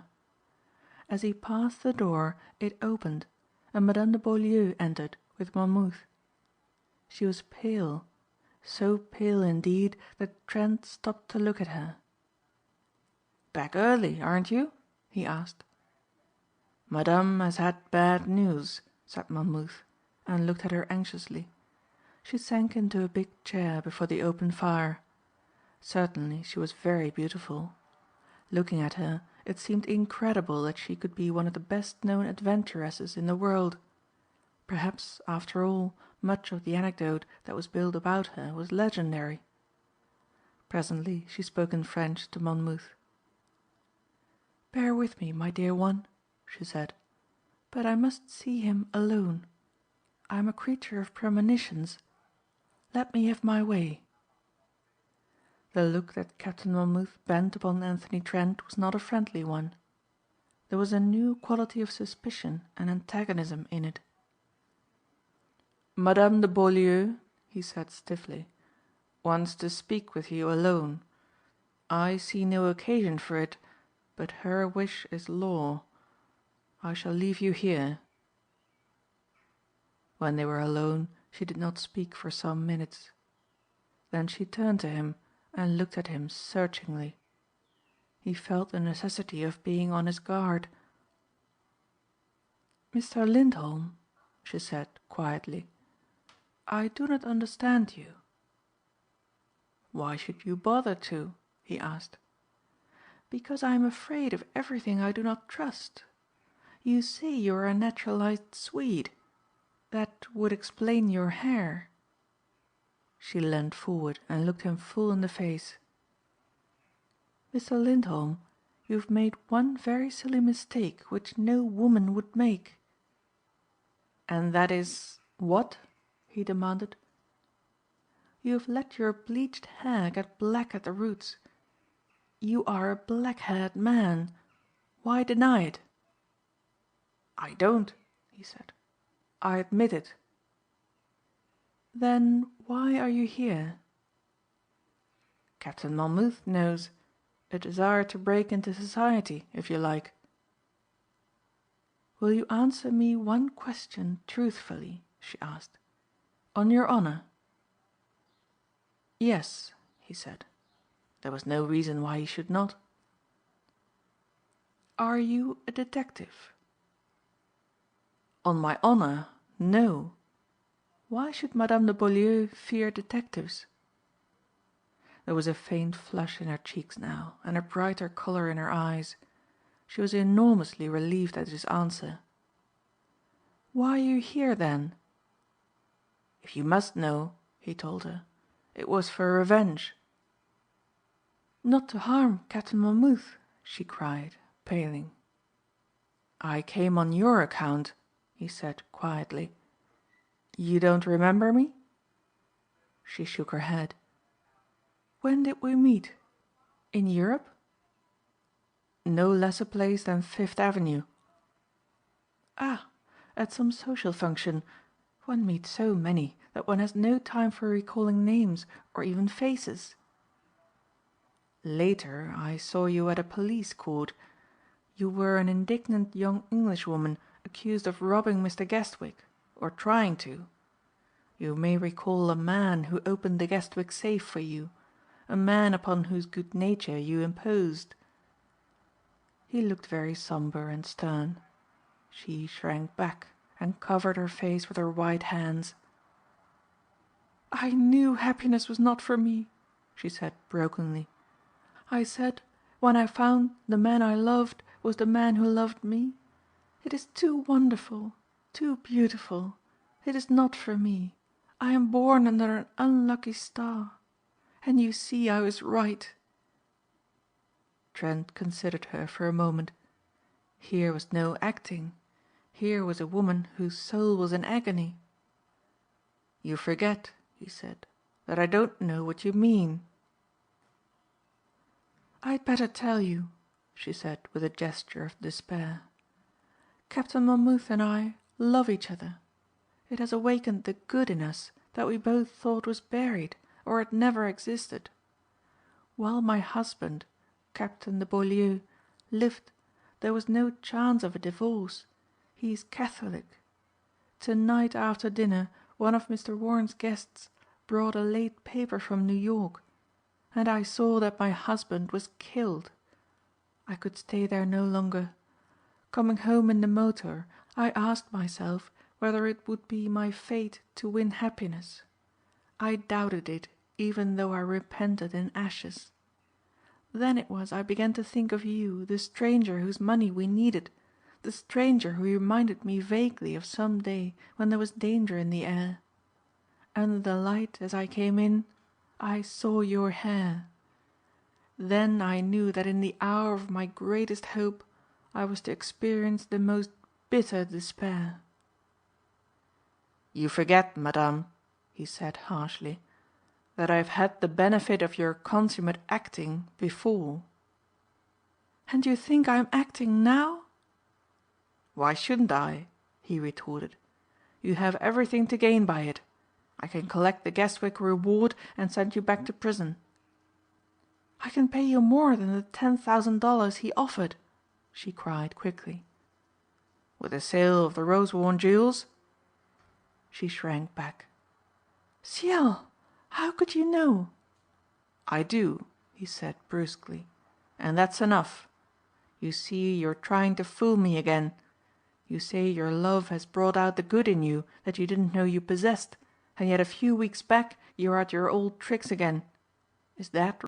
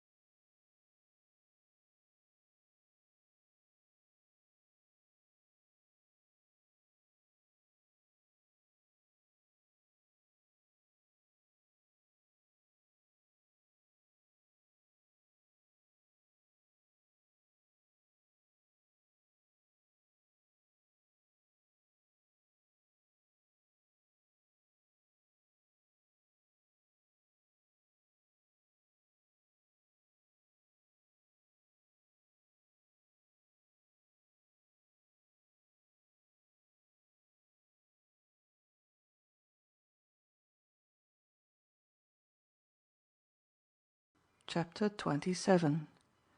Mrs. Kinney makes a confession.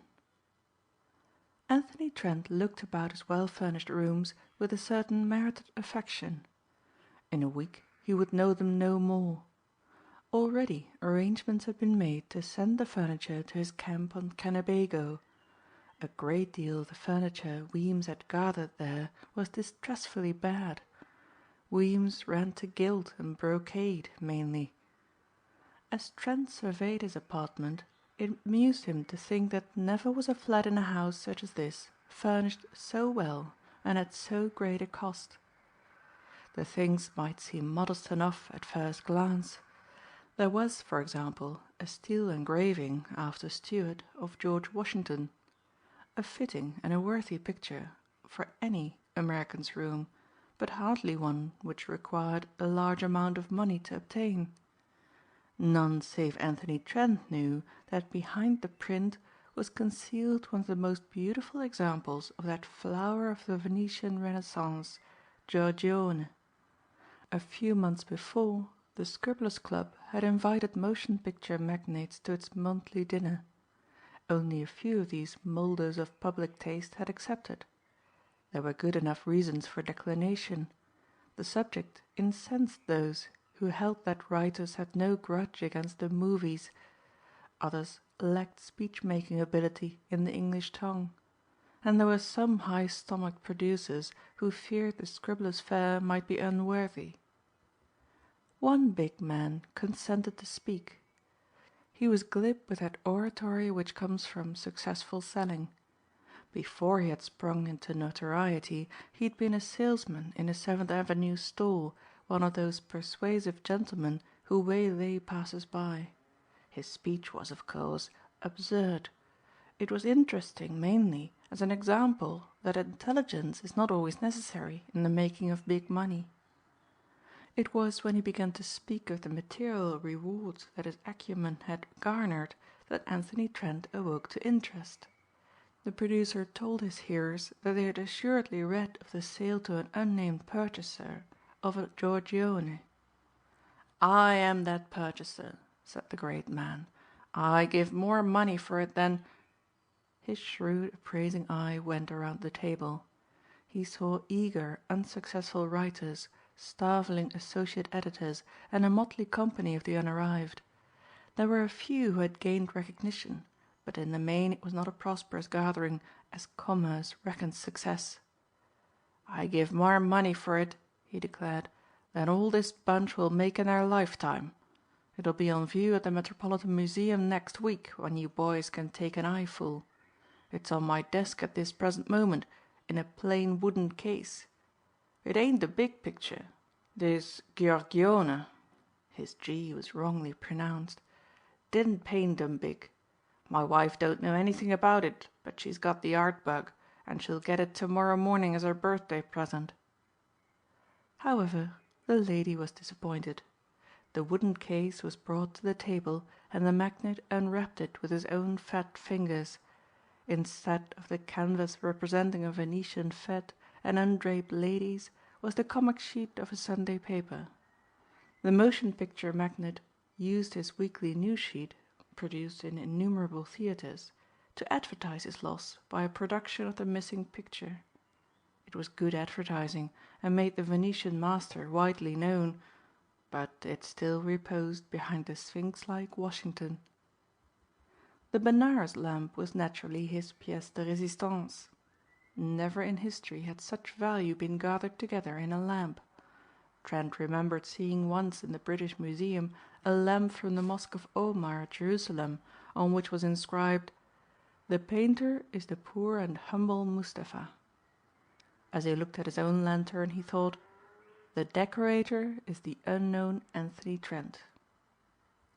Collectors of china would have sneered at a single vase on the top of a bookcase. It was white enamelled and had a few flowers painted on it, and the inscription told the curious that it was a souvenir of Watch Hill R.I. In reality it was a celebrated vase of King Senwosri, who had gazed on it 25 centuries before Christ. Senator Scrivener had bought it at a great price in Cairo.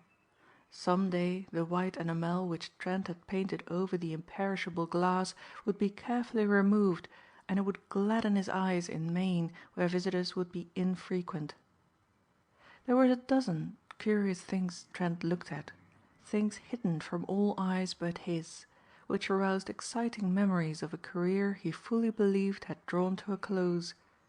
He doubted if ever a man in all the history of crime had taken what he had taken and was yet personally unknown.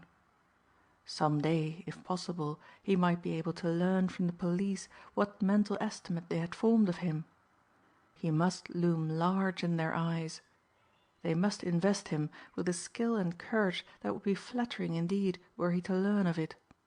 The occasional mentions of him he read in daily papers were too distorted to be interesting, and McWalsh's tribute to the unknown master was his only reward so far. The life that was coming was to be the life he desired. Leisure, the possession of books, the opportunity to wander as he chose through far countries when the war was over. And he liked to think that later he might find love. Often he had envied men with children. Well, he could offer the woman that he might find comforts that fiction would never have brought him. He was getting to have fewer qualms of conscience now. He often assured himself that he was honest by comparison with war profiteers. He had taken from the rich and had not withheld from the poor. His immunity from arrest, the growing certainty that his cleverness had saved him from detection, led him on this particular night to speculate upon his new life with an easy mind. He had been wise to avoid the dangers of friendship. He had been astute in selecting a woman like Mrs. Kinney, who distrusted strangers. She believed in him absolutely. She looked to his comforts and cared for his health admirably. She would assuredly be happy in Maine. And then he remembered that during the last week or so she had been strangely moody. She had sighed frequently. She had looked at him constantly and gazed away when he met her eye. She was old, and the old were fanciful, as he knew. Perhaps, after all, she regretted leaving the New York which filled her with exquisite tremblings and fear. In Maine she would be lonely. She should have a younger woman to aid her with the housework. A physician should look her over. Trent was genuinely fond of the old woman. He was thinking of her when she came into the room. Undoubtedly there was something unusual about her. There was no longer the pleasant smile on her face. He was almost certain she wore a look of fear. Instantly he sensed some danger impending. "There's a man been here 3 times today," she began. "What of it?" he demanded. So far as she could judge, the news did not disconcert him. "Is there anybody you might want to avoid?" she asked, and did not look at him as she spoke. "1,000," he smiled. "Who was it?" "He wouldn't leave his name." "What was he like?" "A man," she told him. 60. Well dressed and polite, but I didn't trust him. He'll be back at 10. It was now almost 9:30. "I don't see everybody who calls," he reminded her. "You must see him," she said seriously. "Why?" he demanded. "He said you would regret it if you did not." "Probably an enterprising salesman," he returned, with an appearance almost of boredom. "No, he isn't," she said quickly. There was no doubt that Mrs. Kinney was terribly in earnest.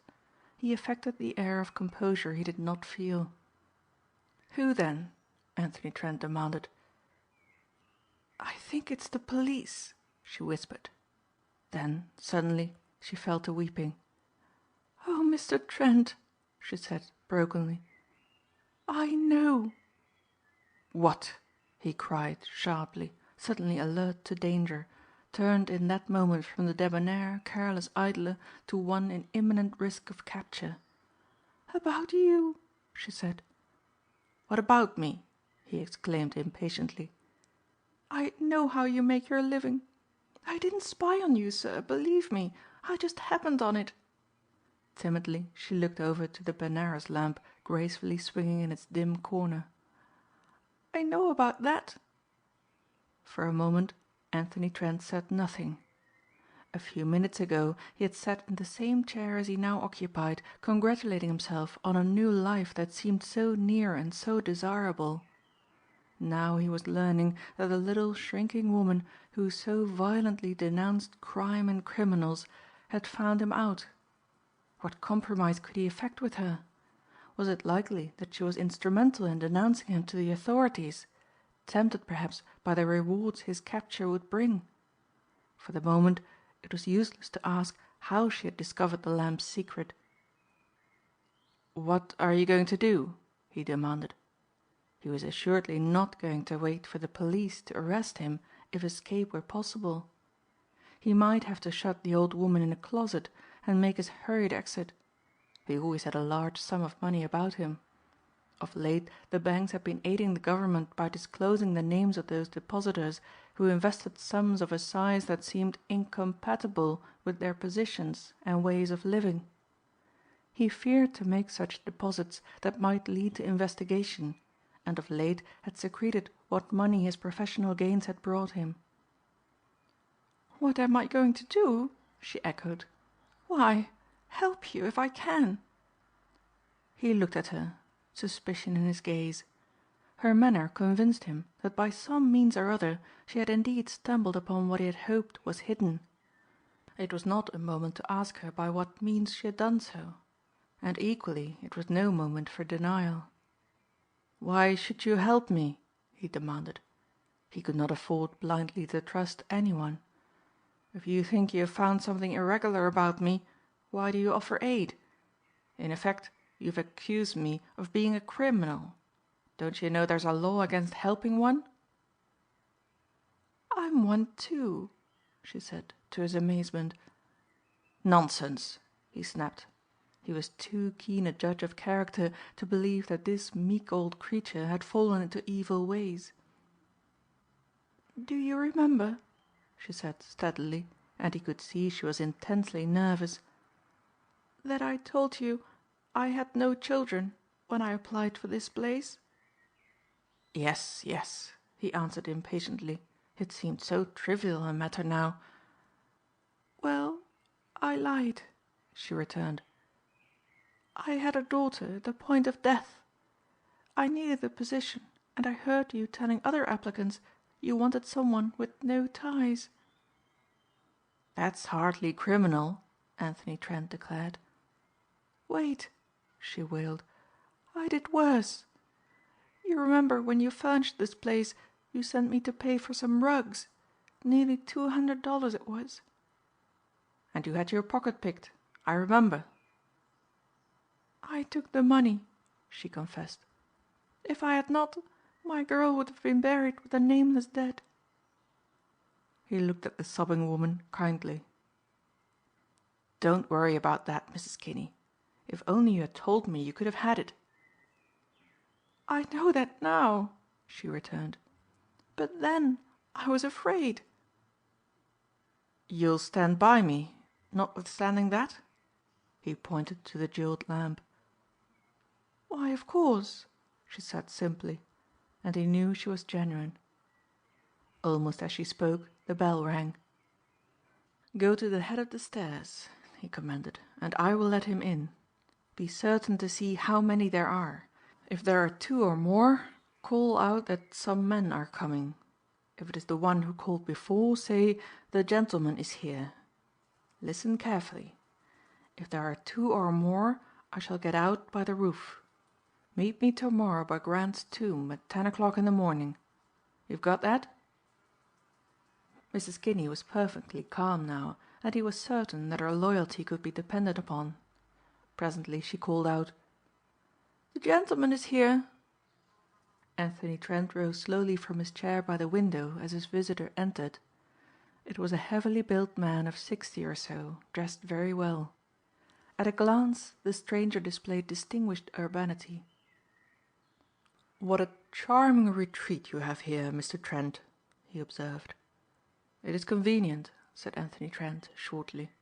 The word retreat sounded unpleasantly in his ear. It had a sound of enforced seclusion. He continued to study the elder man. There was an inflection in his voice which we were pleased to term an English accent, and yet he did not seem, somehow, to be an Englishman. His accent reminded Trent of a man he had met casually 2 years before. It was at a park riding school where he kept a saddle horse that he encountered him. From his accent he believed him to be English, and was surprised when he was informed that it was Captain von Papen he had taken to be British. He learned afterwards that the Germans of good birth generally learned their English among England's upper classes and acquired thereby that inflection which does not soothe the average American. This stranger had just such a speaking voice. Obviously, then, he was German, and one highly connected. And at a day when German plots and intrigue engaged public attention, what was he doing here? "Mine is a business call," said the stranger. "You do not ask if this is a convenient hour," Trent reminded him. "My dear sir," the other said, smiling, "you must understand that it is a matter in which my convenience is to be consulted rather than yours." The eyes that gleamed through the thick glasses were fixed on Trent's face with a trace of amusement in them. The stranger had the look of one who holds the whip hand over another. "I don't admit that," Anthony Trent retorted. "I don't know your name or your errand, and I'm not sure that I want to." "Wait," said the other. "As for my name, let it be Kaufmann. As for my errand, let us say I am interested in a history of crime and want you to be a collaborator. What qualifications have I for such an honor?" Anthony Trent rammed his pipe full of hanky and lit it with a hand that did not tremble. Instinctively he knew the other watched for signs of nervousness. "You have written remarkable stories of crime," Mr. Kaufmann reminded him. "I regret that the death of an Australian uncle permitted you to retire." "You will not think it rude, I hope," Trent said with a show of politeness, "if I say that you seem to be much more interested in my business than I am in yours." "I admire your national trait of frankness," Kaufmann smiled, "and will copy it. I am a merchant of Zurich, at Bahnhof Street, the largest dyer of silk in Switzerland. This much you may find through your State Department if you choose." "And owing to lack of business have taken up a study of crime?" Trent commented. "Your frankness impresses me favorably, Mr. Kaufmann. I still do not see why you visit me at this hour." "We shall make it plain," Mr. Kaufmann assured him cordially. "First let me tell you that my business is in danger. This dye situation is likely to ruin me. I have, or had, the formulae of the dyes I used. They were my property." "German formulae!" Trent exclaimed. "Swiss," Kaufmann corrected. "Bought by me and my property. They have been stolen from my partner by an officious amateur detective, one of your allies, and brought here. The ship should be in shortly. He will stay in New York a day or so before going to Washington. When he goes he will take with him my property, my dye formulae. He will enrich American dyers at my expense." "You can't expect me to feel grieved about that," Anthony Trent said bluntly. "I do not," said Kaufmann. "But I must have those formulae." He leaned forward and touched Trent on the arm. "You must get them." Trent knocked the grey ashes from his pipe. The merchant of Zurich gazed into a face which wore amusement only. He was not to know the dismay into which his covert threat had thrown the younger man.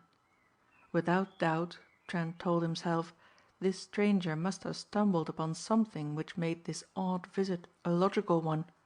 Some discovery which would be a sword over his head. "In your own country," said Trent politely, "I have no doubt you pass for a wit.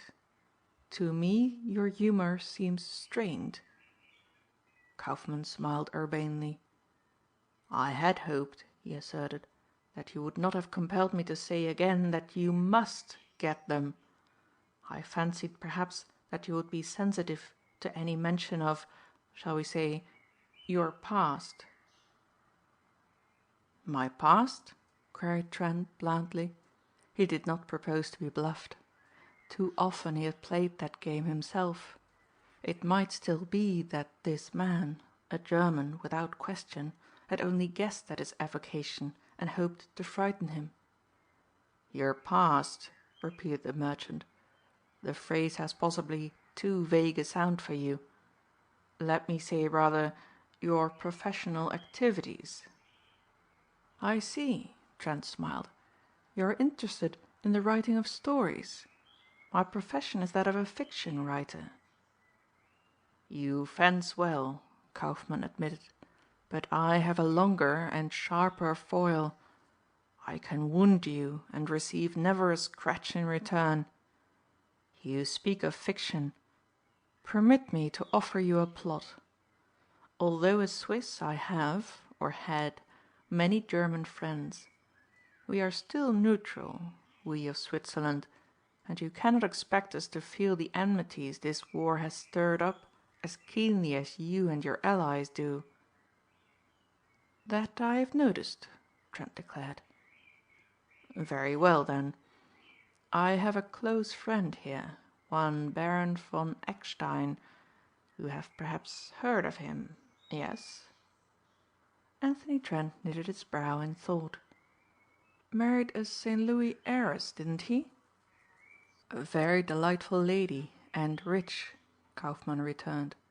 "Charitable too and loyal.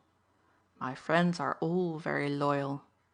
Did you know that she donated 10 fully equipped ambulances to this country?" "I saw it in the papers," said Anthony Trent. And for the life of him he could not help smiling. Mr. Kaufmann begged permission to light a cigar. It would have been difficult to find a more urbane or genial gentleman in all Switzerland. "The Baron and Baroness von Eckstein are close friends." Since he offered no other remarks, Anthony Trent spoke. "And I am to derive a story from so slender a plot?" "That is but the beginning," Kaufmann assured him. "One night the Baroness had a very valuable necklace stolen. It was worth a great deal more than was supposed. Diamonds have gone up in price. She told me about it. In my native land I had some little skill as an amateur detective. She had been to a ball and had met many strangers. At my request she mentioned those to whom she had spoken at length. Among them was your name. That means nothing. There were 20 others. Now I come to another interesting thing. Do I entertain you?" Anthony Trent simulated a yawn. He gave the appearance of one who listens because a guest in his house speaks and politeness demands it. In reality 100 schemes went racing through his head and in most of them Herr Kaufmann played a part that would have made him nervous had he guessed it. "Indeed, yes," Anthony Trent assured him. "Please continue." "Very well," said the other cheerfully. "Next my plot takes me to New Bedford. You know it?" "A mill town, I believe."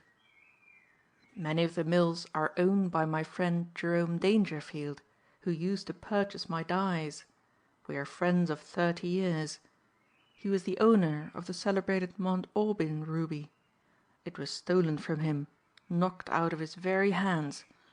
A most mysterious case. You have heard of it?" "I saw that $10,000 was offered for the return of the stone and capture of the thief." "I made my little list of those to whom Dangerfield had talked during his stay at Sunset Park. Your name was there, Mr. Trent." "If you're thinking of writing it up," Trent said kindly, "I must advise you that editors of the better sort rather frown on coincidence. Coincidence in fiction is a shabby old gentleman today with fewer friends every year. What next?" "Nothing now," Kaufmann admitted readily. "Since then I have investigated you. I find you write no more, that you live well, that while your money supposedly comes from Australia, you never present an Australian draft at your bank. Now, my dear Mr. Trent, I may misjudge you. Possibly I do. But in the interests of my friends the Baron and Baroness, to say nothing of my customer Jerome Dangerfield, I may be permitted to investigate any man whose way of living seems suspicious. I ought perhaps to put the matter into the hands of the police." "Have you?" Trent demanded sharply. "Not yet. It may be that I shall when I leave here. You may be thinking what a fool I am to come here and tell you these startling things when you are so much younger and stronger than I. I should answer if you asked me that I have a permit to carry a revolver and that I have availed myself of it." Blandly he showed the other a .38 automatic Bayard pistol. "You may be misjudged," he said cordially. "If so, I offer you the apology of a Swiss gentleman. But consider my position. Suppose we abide by the decision of the police." He looked keenly at Anthony Trent. "Are you willing to leave it to them? Shall I call up Spring 3100? Kaufmann gave Trent the idea that he knew very much more about his life than he had so far admitted. There was a certainty about the man that veiled disquieting things. If he knew the Von Ecksteins and Dangerfield, as he claimed, it was one of those unfortunate coincidences which life often provides to humble supercilious editors like Crosbie. Police investigation was a thing Trent feared greatly. Under cross-examination his defense would fall abjectly.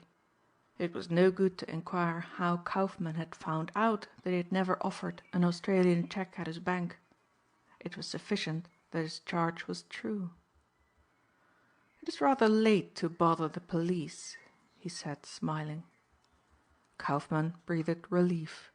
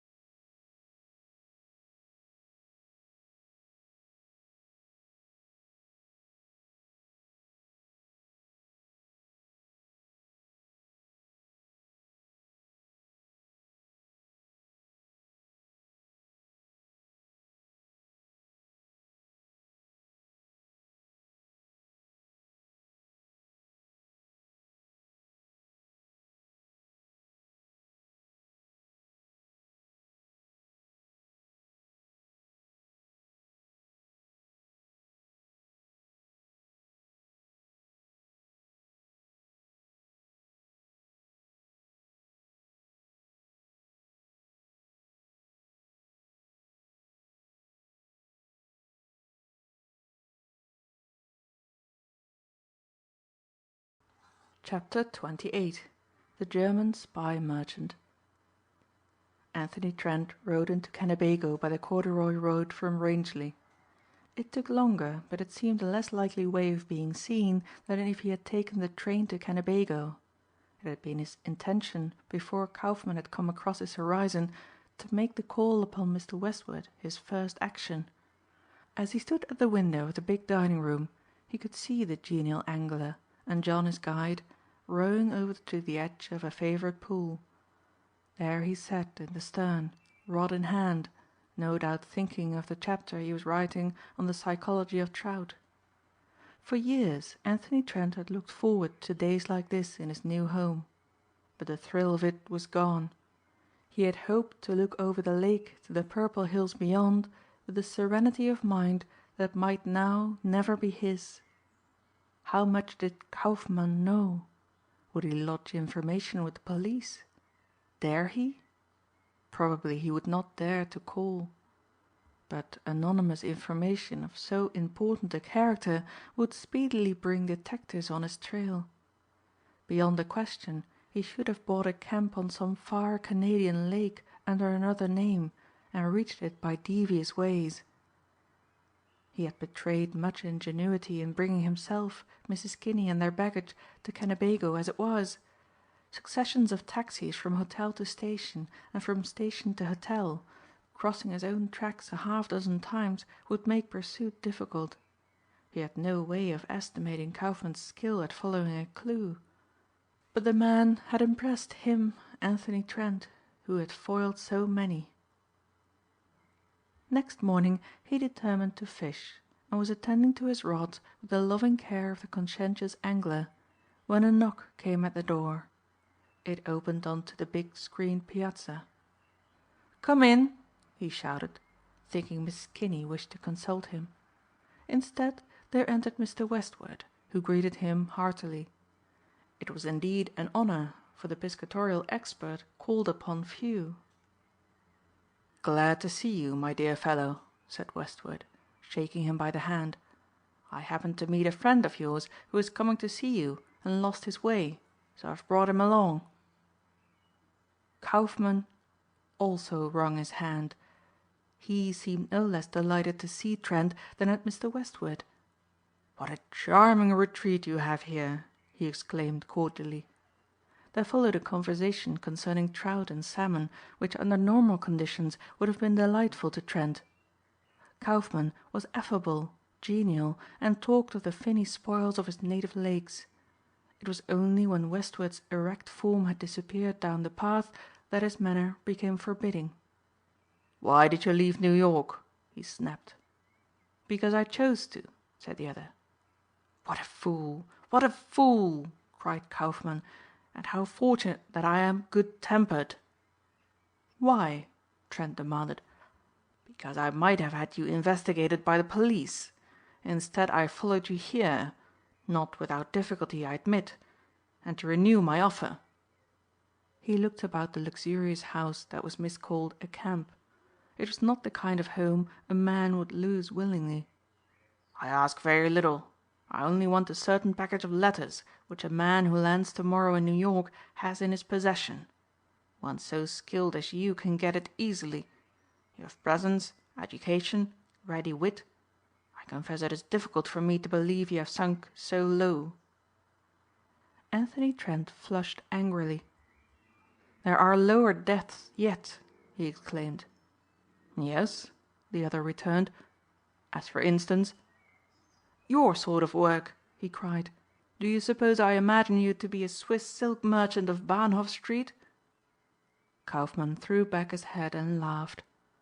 "My passport, recently vised by your State Department, is made out to Adolf Kaufmann of Zurich. I have Swiss friends in New York and Chicago who will identify me." "Naturally," said Trent. "Simple precautions of that sort would have to be taken. That's elementary." "Let us get back to business," said the other. "I want those papers. Will you get them for me? Think it over well. You may say you will not. You may say you prefer to remain here in this delightful place and catch trout. Let us suppose that you say you defy me. What happens? You lose all chance to look at trout for 10, 15, 20 years, accordingly as the judge regards your offences. I've mentioned only 2 crimes to you. Of these I have data, and I'm certain. There are 2 others in which I can interest myself if necessary. I do not wish to bother myself with you after you do as I command. Get me the papers, and you may remain here till you have grandchildren of marriageable age. Is it worth defying me, Mr. Trent?" The younger man groaned as he thought it over. The fabric he had made so carefully was ready to fall apart. Kaufmann went on talking.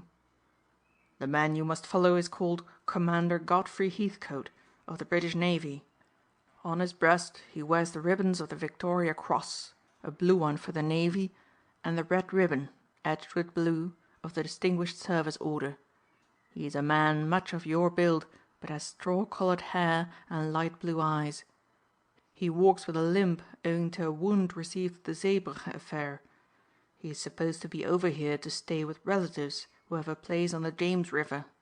He leaves for Washington soon, where his business is with the Secretary of the Navy. The papers I want are in a pigskin cigarette case, old and worn. You'd better bring the case in its entirety." Kaufmann rattled off his instructions in a sure and certain manner. Evidently he had no fear of being denied.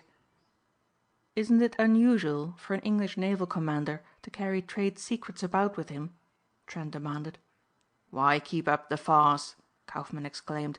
"You too are a man of the world. You realize you are in my power and must do as you are bid." "Must I?" Trent answered with a frown. "I am asked to play the traitor to my country and you expect me to accept without hesitation." "Why not?" Kaufmann returned.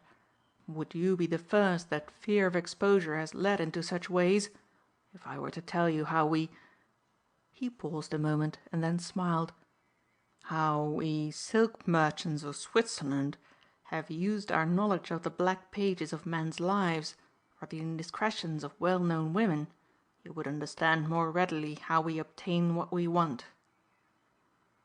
"I understand," said Anthony Trent gloomily. He was a case in point. "And you will save yourself?" "I don't know," said Trent hesitating. But he knew that Kaufmann had made such threats as these to others and had gained his desires. "What's in those papers?" "Dye formulae," smiled the elder man. Anthony Trent looked at him angrily. His nerves were on edge. Plainly Kaufmann felt it unwise to stir the smoldering passion in him.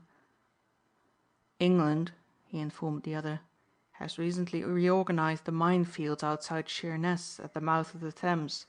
Commander Heathcote, who is here ostensibly to recuperate from wounds, is chosen to carry the plans to the Navy Department. There you have all I know." "But that's treachery," Trent cried. "What's England to you?" Kaufmann answered. "Or you to England? I'm not asking you to take American plans." "It's the same thing now," Trent persisted. "We're allies and what's treachery to one is treachery to the other." "Admirable," Kaufmann sneered. "Admirable. But I invite you to come down to Mother Earth. You are not concerned with the affairs of nations. You are concerned only with your own safety, which is the nearer task. You get those plans or you go to prison. You realize my power. I need you. You may ask why I've gone to this trouble to take you, a stranger, more or less into my confidence. Very well. I shall tell you.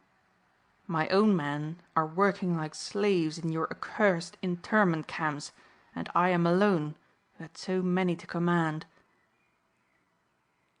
"Alone?" said Anthony Trent in an altered voice and looked at him oddly. Kaufmann observed the look and laughed. "I'm a mind reader," he said cheerfully. "I will tell you what is passing through your brain. You are wondering whether if those strong hands of yours get a grip of my throat your own troubles too would not be at an end. No, my friend, I still have my Bayard with me. And why run the risk, if you should overpower me, of being tried for murder? What I ask of you is very little. Remember also that I have but to say the word and you land in prison." "You'd go with me?" Trent exclaimed. "I think not," smiled Kaufmann. "Jerome Dangerfield and others would vouch for me, whereas I fear you would be friendless. And even if I were interned, how would that help you? Be sensible and get ready to accompany me to New York on the 5 o'clock train. I have your reservations."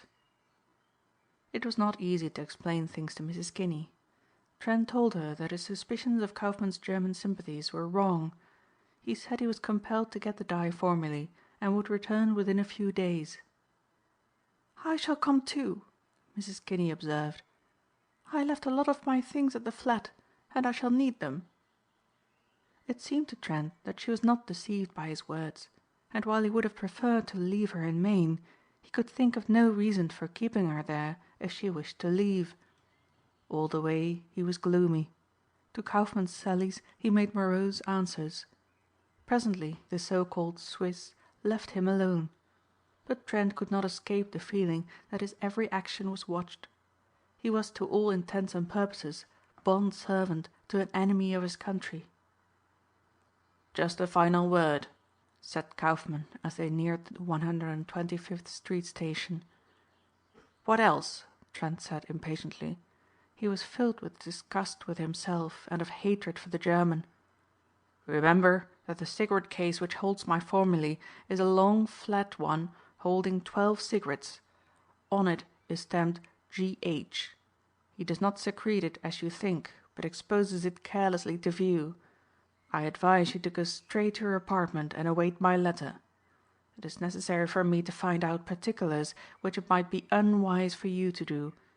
I don't want you to fall under suspicion." "You are very thoughtful," sneered Trent. He knew well enough that he had a value in Kaufmann's eyes which would be destroyed were he to come under police supervision. That this was the only case where he was to be used was unlikely. Having used him once he would be at their command again. But would he? Anthony Trent sat back in his chair, deep lines on his drawn white face. This was the reward of the life he had led. And the way to break from Kaufmann's grip was to run the risk of the long prison term or the taking of a life. And even were he to come to this, Kaufmann might be only one of a gang whose other members might command his services. "I shall send you a message by telephone if it is still in your flat. It is? Good. That simplifies matters. Wait until you receive it and then act immediately." Anthony Trent disregarded the outstretched hand and cordial smile when a minute or so later the train pulled into the Grand Central. He hailed a taxi and drove to his rooms, utterly obsessed with his bitter thoughts. It was not until he pulled up the shades and glanced about the place that he remembered Mrs. Kinney. He had forgotten her. But he relied on her common sense. Sooner or later she would come. Meanwhile he must wait for Kaufmann's telephone message. The message arrived before the woman. "Tomorrow," said Kaufmann, "your friend leaves for Washington. He is staying at the Carlton and goes to his room after dinner. He will be pleased to see you. Tomorrow night I shall call upon you soon after dark." The Carlton was the newest of the hotels, the most superbly decorated, the hotel that always disappointed the nouveau riche because so little gold leaf had been used in the process. Anthony Trent had spent a night or two in every big hotel the city boasted. In a little notebook there were certain salient features carefully put down, hints which might be useful to him. Turning to the book he read it carefully. He was already acquainted with the general layout of the hotel, which had been generously explained in the architectural papers. The hotel detectives were men of whom he liked to learn as much as possible. The house detective, the head of them, was Francis Xavier Glynn, who felt himself kin to Gaboriau because of his subtle methods. He would often come to the hotel desk and register, talking in a loud tone about his Western business connections. He dressed in what he assumed was the Western manner. To his associates this seemed the height of cunning. As a matter of fact, the high-class crook who prefers the high-class hotel knew of it and was amused. Clark was Trent's informant. The old editor had pointed him out to the younger man one day when they had met near enough to the hotel's cafe entrance to go in and have a drink. As a rule Trent made elaborate plans for the successful carrying out of his work, but here he was suddenly told to engage in a very difficult operation. Disguises must be good indeed to stand the glare of hotel corridors and dining rooms. He decided to go and trust to some plan suggesting itself when the moment arrived. He registered as Conway Parker of York, Pennsylvania, and the grip which the boy carried to his room had on it C.P. York, Pa. Trent had given a couple of dollars for it at a second-hand store. It dulled suspicions which might have been aroused were the bag and initials glaringly new. It was part of Francis Xavier Glynn's plan to have the hotel boys report hourly on any unusual happening. As Trent had waited to register, he noted the name he was looking for, Commander Heathcote, had a room on the 17th floor. Parker was assigned to one on the 7th. Directly the boy had left, Anthony Trent started to work. He found just cause of offense so far as the location of his room went. It was an inside room and the heat of the day made it oppressive. Commander Heathcote, as he found by taking a trip to the 17th floor, had an outside room. A further investigation proved that immediately over the commander's room was an unoccupied suite. To effect the exchange was not easy. Trent could not very well dictate the location of the room or betray so exact a knowledge of hotel topography without incurring suspicion. But at last the thing was done. The gentleman from York wanted a sitting room, bedroom and bath and obtained it immediately over those of the naval officer. He passed Heathcote in the dining room and looked at him keenly. The two men were of a height. Heathcote was broader. Trent instantly knew him for that fighting type characterized by the short straight nose, cleft chin and light blue eyes. It was a man to beware of in an encounter. He limped a little and walked with a cane. And while he waited for his hors d'oeuvre he took out a long pigskin cigarette case. It was within 10 feet of the man who had come to steal it. For a wild moment he wondered whether it were possible to lunge for it and make his escape. A moment later he was annoyed that such a puerile thought had visited him. It meant that his nerves were not under their usual control. After dinner 2 or 3 men spoke to the commander as he limped toward the elevator. One, a British colonel, shook hands heartily and congratulated him on the V.C. Another, a stranger evidently, tried to get him into conversation. Trent noted that the commander, although courteous to a degree, was not minded to make hotel acquaintances. He declined a drink and refused a cigar by taking out his cigarette case. The stranger looked at it curiously. "Seen some service, hasn't it?" the affable stranger remarked and took it from the owner's hand. "A very old pal," said the naval man. Trent had observed the slight hesitation before he had permitted it to leave his hand. "I wouldn't lose it for a lot." Trent stood ready. It might be that this thick-skinned stranger was after the same loot as he, but he handed it back and strolled off to the cafe where he joined a group of perfectly respectable businessmen from Columbus, O. As most travelers in first-class hotels know, the 18th story of the Carlton looks across a block of fashionable private houses on its north side. There is on that account no possibility of any prying stranger gazing into its rooms from across the way. Towering above these lesser habitations, the Carlton looms inaccessible, austere, remote. In the grip which had once belonged to the unknown C.P. of York, Pa., Anthony Trent had put the kit necessary for a short stay. There was also certain equipment without which certain nervous travelers rarely stray from home. For example, there was a small axe. In a collision at sea many are drowned who might escape did not the impact have the effect of jamming the doors of their staterooms.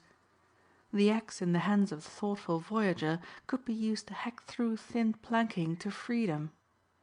There was also a small coil of high-grade rope, tested to 300 pounds. In case of fire, the careful traveller might slide to earth. Not, of course, from an 18th floor. At 1:30 that night it was very dark and cloudy. A light rain dropped on dusty streets and there was silence. Tying his line to the firm anchorage of a pipe in the bathroom, Anthony Trent began his work. He was dressed in a dark blue suit. He wore no collar and on his hands were dark grey gloves. Below him was the green and white striped awning that protected Commander Heathcote's windows. It was almost certain that an Englishman would sleep with windows open. It was not difficult for a gymnast to slide down the rope head foremost. When Trent could touch the top of the Heathcote awning, he took a safety razor blade from his lips and cut a slit across it sufficiently wide to admit his head and shoulders. It was not a descent which caused much trouble. There was the chance that the rope might break. He wondered through how many awnings he would plunge before consciousness left him. Heathcote was asleep.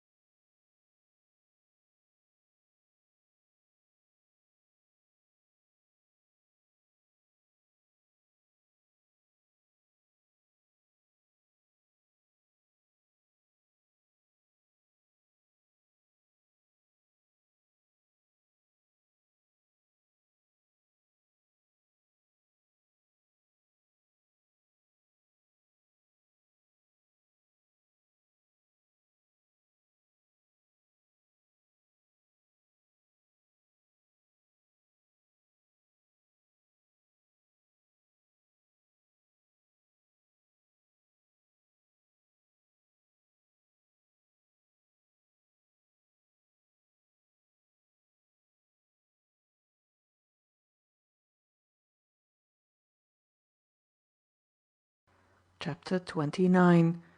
Mrs. Kinney Intervenes. At his apartment, which he reached by noon, he found a note from Mrs. Kinney advising him that she would not be back until late. A salad would be found in the ice box. But his appetite had deserted him, and strong tea and crackers sufficed him. The feeling of exaltation which had carried him along was now dying down, leaving in its place a grim, dogged determination. He saw now very clearly that the time was come to pay for his misdeeds. Dimly he had felt that some day there would have to be a reckoning. He had never thought it so near. It would not have been difficult to make his escape from the man who threatened. With his swift motor he could cross some sparsely peopled border district into Canada.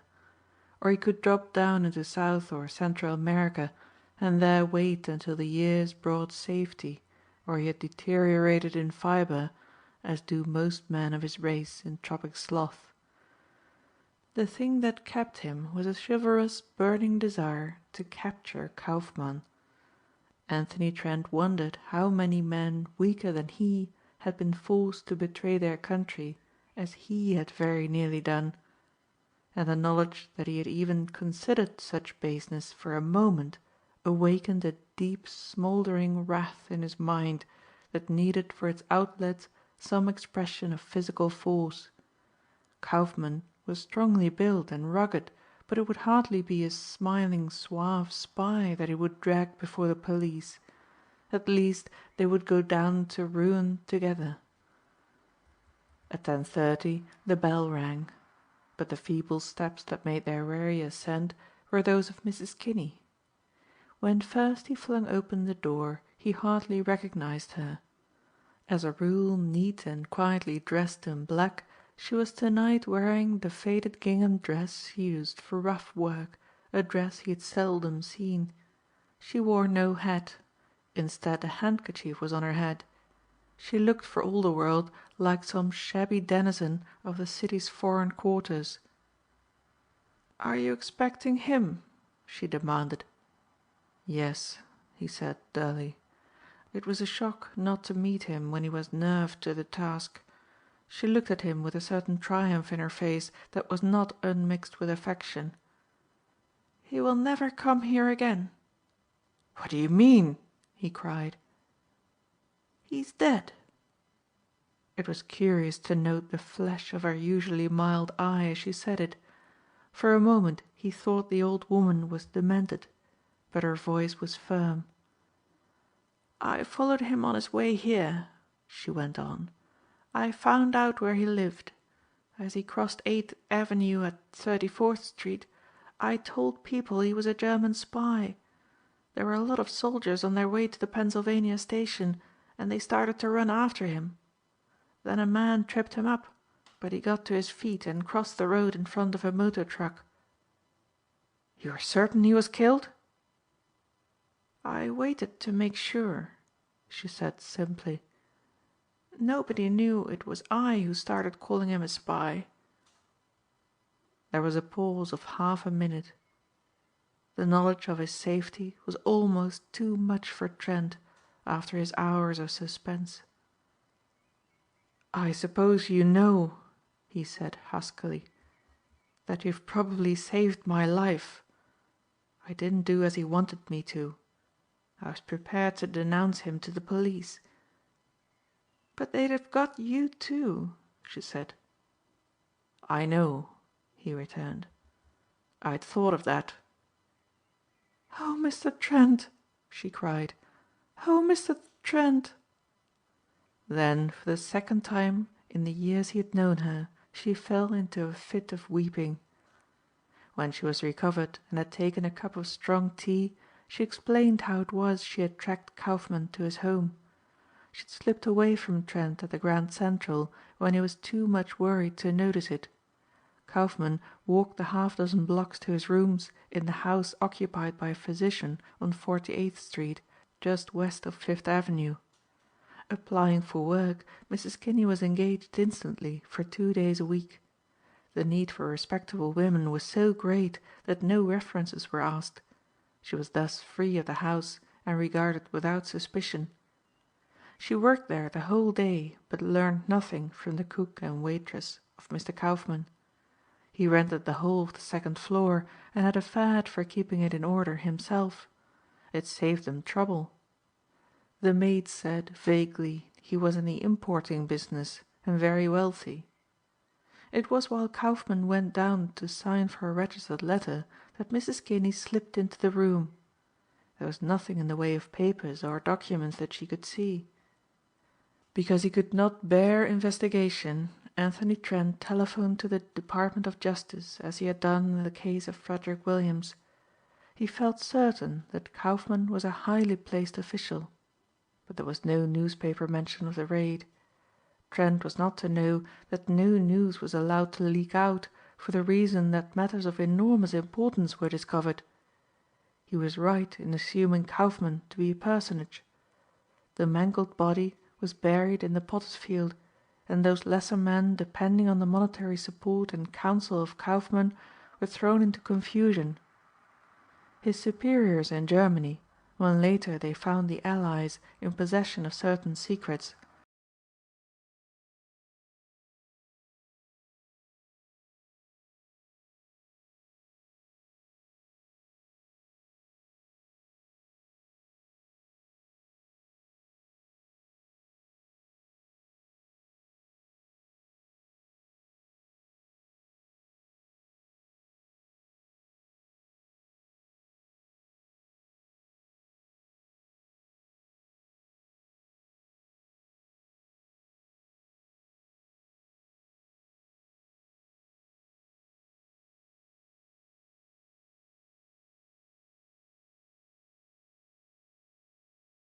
Chapter 30.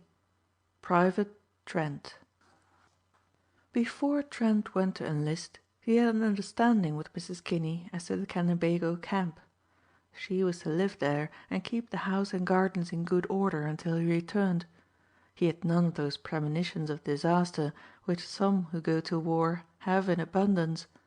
Now that the danger of his arrest was gone and Kaufmann could never again entrap him, he felt cheerful and light-hearted. "I shall come back," he told the old woman. "I feel it in my bones. But if not, there will be enough for you to live on. I'm seeing my lawyer about it this morning." On the way to the recruiting station, Trent met Weems. "What branch are you going in?" he asked upon learning of Trent's plans. "Where I'm most needed," Trent said cheerfully. "Infantry, I guess." "You can get a commission right away," Weems cried, a sudden thought striking him. "It was in last night's papers. It said that men holding the B.S. degree were wanted and would be commissioned right off the reel. You're a B.S. You wait a bit. Be an officer instead of an enlisted man. I bet the food's better." He was a little piqued that Anthony Trent betrayed so little pleasure at the news. It so happened that Trent had given a deal of thought to this very thing, and his decision was to allow the chance of a commission to go. There was a strain of quixotism about him and a certain fineness of feeling which went to make this decision final. He loved his country in the quiet, intense manner which does not show itself in the waving of flags.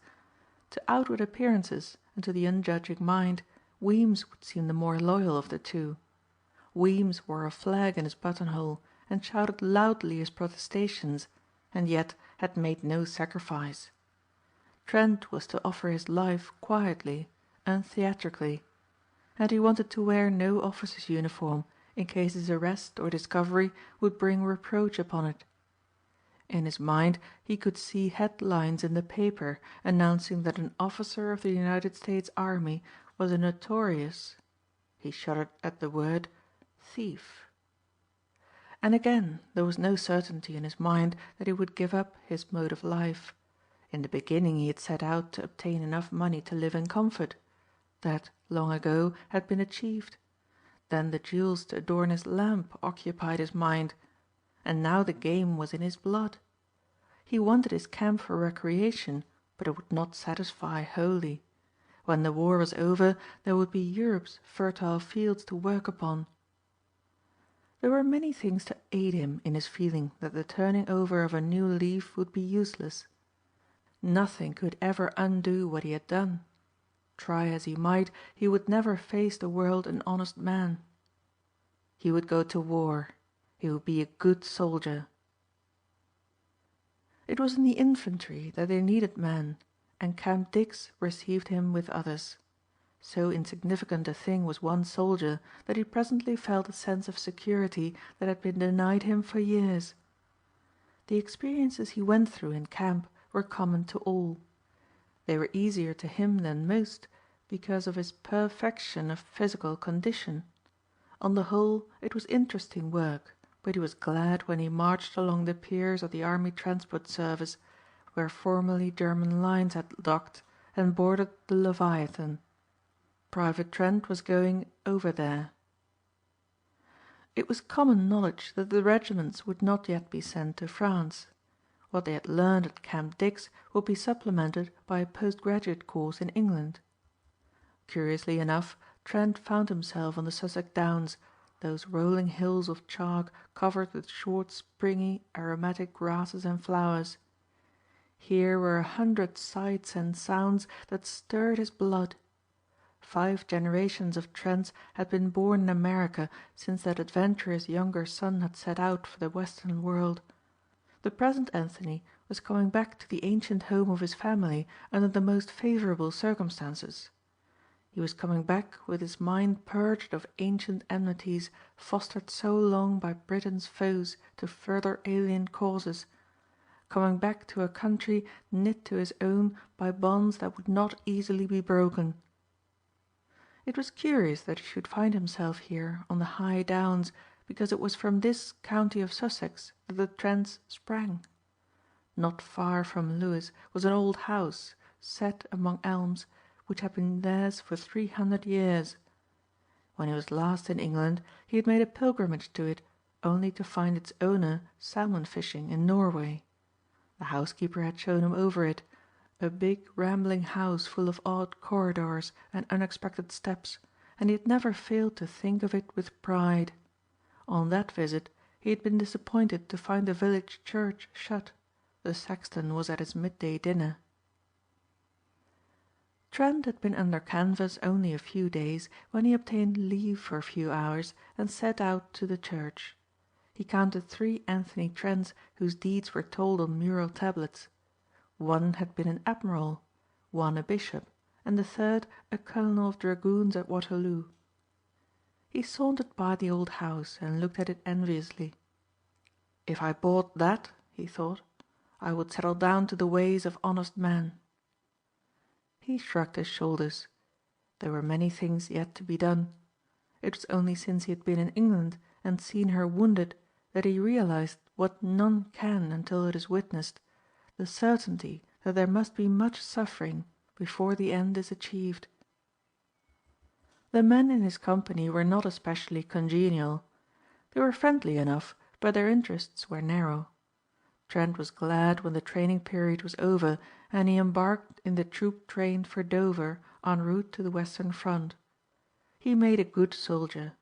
More than one of his mates said he would wear the chevrons before many weeks, but he was anxious for no such distinction.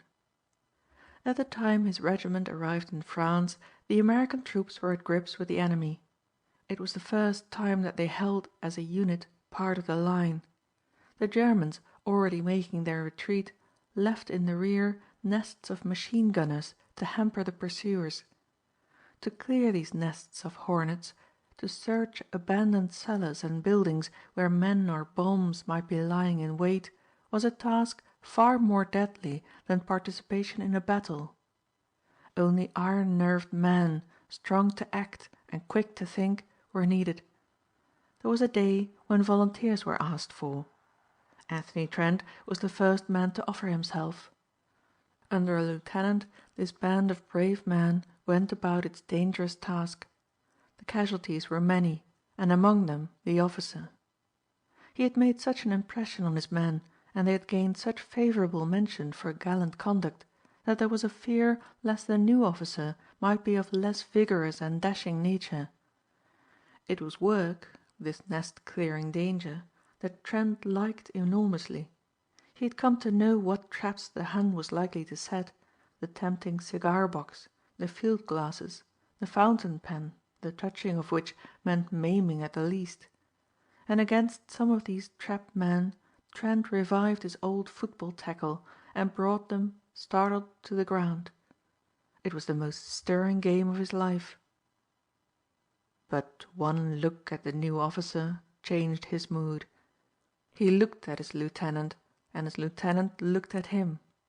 And the officer licked his lips hungrily. It was Devlin, whom he had laughed at in San Francisco. Instinctively, the man who observed this meeting sensed some pre-war hatred and speculated on its origin. Recollecting himself, Trent saluted. "So I've got a thief in my company," Devlin sneered. "I'll have to watch you pretty close. Looting's forbidden." It was plain to the men who watched Devlin's subsequent plan of action that he was trying to goad the enlisted man into striking him. In France the discipline of the American army was taking on the sterner character of that which distinguished the Allies.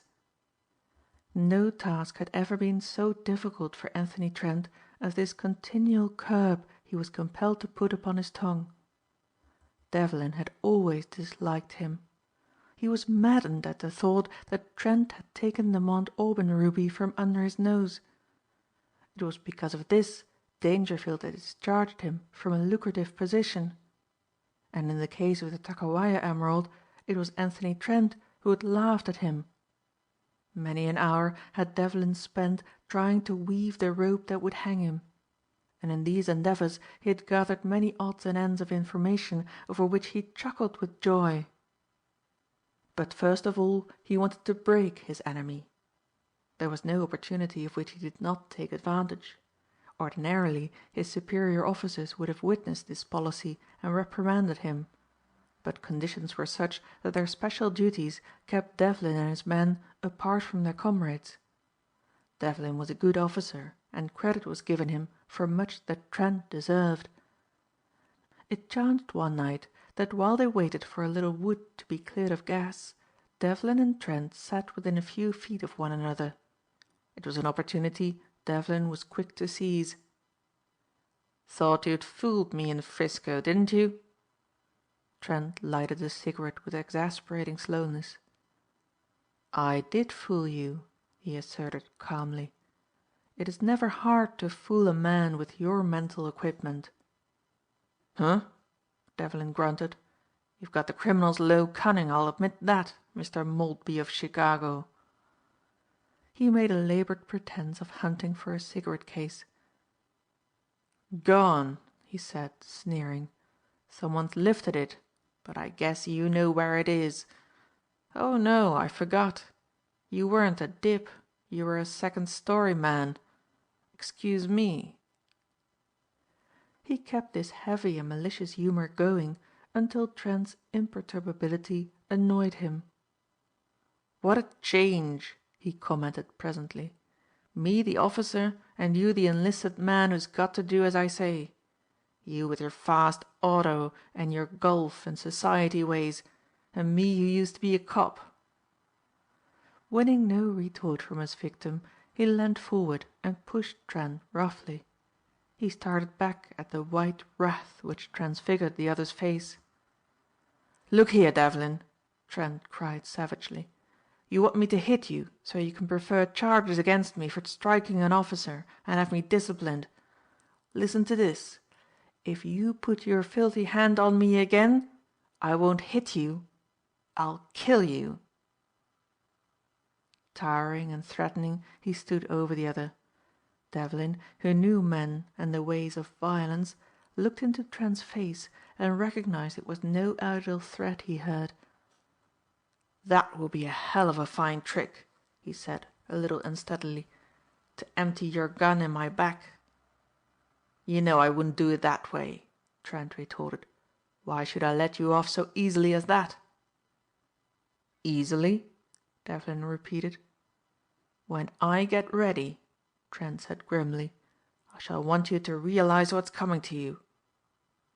"Is that a threat?" Devlin demanded.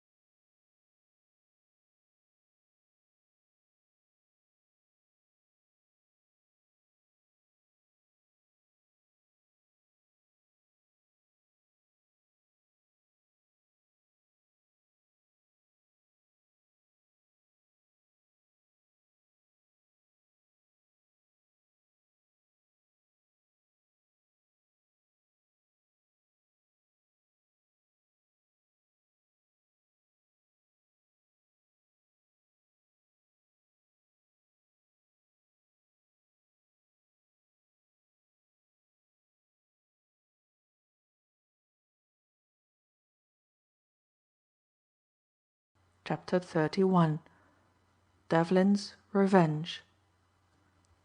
There came a night when Devlin's men were called upon to clean out part of a forest from which many snipers had been firing, and where machine guns and their crews were known to be. It was work for picked men only, and Trent admitted Devlin made a courageous leader. The Americans met unexpectedly strong opposition. It was only when half their little company was lost that they were ordered to retreat. The way was made difficult with barbed wire and shell-splintered trees. It was one of 100 similar sorties taking place all along the Allied lines, hardly worthy of mention in the press. Trent, when he had gained a clearing in the wood, saw Devlin go down like an ox from the clubbed rifle in a Prussian hand. Trent had put a shot through the man's head almost before Devlin's body fell to the soft earth. He had an excellent chance of escape alone, but he could not leave the American officer who was his enemy to bleed to death among his country's foes. He was almost spent when he reached his own lines, and the Red Cross relieved him of his inert burden. They told him Devlin still lived. 3 days later Trent was called to the hospital in which his officer lay white and bandaged. Although Devlin's voice was weak, it did not lack the note of enmity which ever distinguished it when its owner spoke to Anthony Trent. "What did you do it for?" Devlin demanded. "Do what?" "Bring me in after that Boche laid me out." "Only one reason," Trent informed him. "Alive, you have a certain use to your country. Dead, you would have none." "That's a lie," Devlin snarled. "I figured it out, lying in this damned cot. You saw I wasn't badly hurt and you knew some of the boys would fetch me in later. You thought you'd do a hero stunt and get a decoration. You reckoned I'd be grateful and let up on you. That was clever, but not clever enough for me. I see through it. You've got away with outguessing the other fellows so far, but I'm one jump ahead of you in this." He paused for breath. "I've got you fixed, Mr. Anthony Trent, and don't you forget it. You think I'm bluffing, I suppose." "I think you're exciting yourself unduly," Trent said quietly. "Take it up when you're well." "You're afraid to hear what I know," Devlin sneered. "You've got to hear it sometime, so why not now?" Trent spoke as one does to a child or a querulous invalid. "Well, what is it?" he demanded. "Never heard of anyone named Austin, did you?" "It's not an unusual name," Trent admitted, but he was no longer uninterested. Conington Warren's butler was so called. And this Austin had met him face to face on the stairway of his master's house on the night that he'd taken Conington Warren's loose cash and jewels. "He's out here," Devlin said, and looked hard at Trent to see what effect the news would have. "You forget I don't know whom," Trent reminded him. "What Austin?" "You know," Devlin snapped. "The Warren butler. I was on that case and he recognized me not a week ago and asked me who you were. He's seen you too. We put two and two together and it spells the pen for you. He was English and although he was over age the British are polite that way. If he said he was 41 they said they guessed he was 41. I went to see him in a hospital before he went west and he told me all about it." Anthony Trent could not restrain a sigh of relief. Austin was dead. "That don't help you any," Devlin cried. "Don't you wish you'd left me in the woods now? That was your opportunity. Why didn't you take it?" "You wouldn't understand," Trent answered. "For one thing, you dislike me too much to see anything but bad in what I do. That's your weakness. That's why you've always failed." "Well, I haven't failed this time," Devlin taunted him. "I've laid information against you where it's going to do most good." He hoped to see the man he hated exhibit fear, plead for mercy or beg for a respite. He had rehearsed this expected scene during the night watches. Instead, he saw the hawk-like face inscrutable as ever. "I've told the adjutant what I know and what Austin said, and he's bound to make an investigation. That means you'll be sent home for trial, and I guess you know what that means. I'm going to be invalided home, and I'll put in my leave working up the case against you. They ought to give you a stretch of anything from 15 to 20 years. I guess that'll hold you, Mr. Anthony Trent." The other man made no answer. He thought instead of what such a prison term would do for him. He had seen the gradual debasement of men of even a high type during the long years of internment. Men who had gone through prison gates with the same instincts of refinement as he possessed, to come out coarsened, different, never again to be the men they were. He would sidle through the gaping doors a furtive thing with cunning, crafty eyes, whose very walk stamped him a convict. How could so long a term of years spent among professional criminals fail to besmirch him? He took a long breath. "I'm not there yet," he said. "It's a long way to an American jail, and a good bit can happen in 3,000 miles." He was turned from these dismal channels of thought by a hospital orderly who summoned him to the adjutant's quarters. In civil life this officer had been a well-known lawyer who had abandoned a large practice to take upon himself the overwork and worries that always hurled themselves at an adjutant. He had heard of the rescue of Lieutenant Devlin by a man of his company and was pleased to learn that it was an alumnus of his old college who had been recommended for a decoration on that account. He looked at Trent a moment in silence. "When I last saw you," he said, "you won the game for us against Harvard." He sighed. "I never thought to see you in a case of this sort."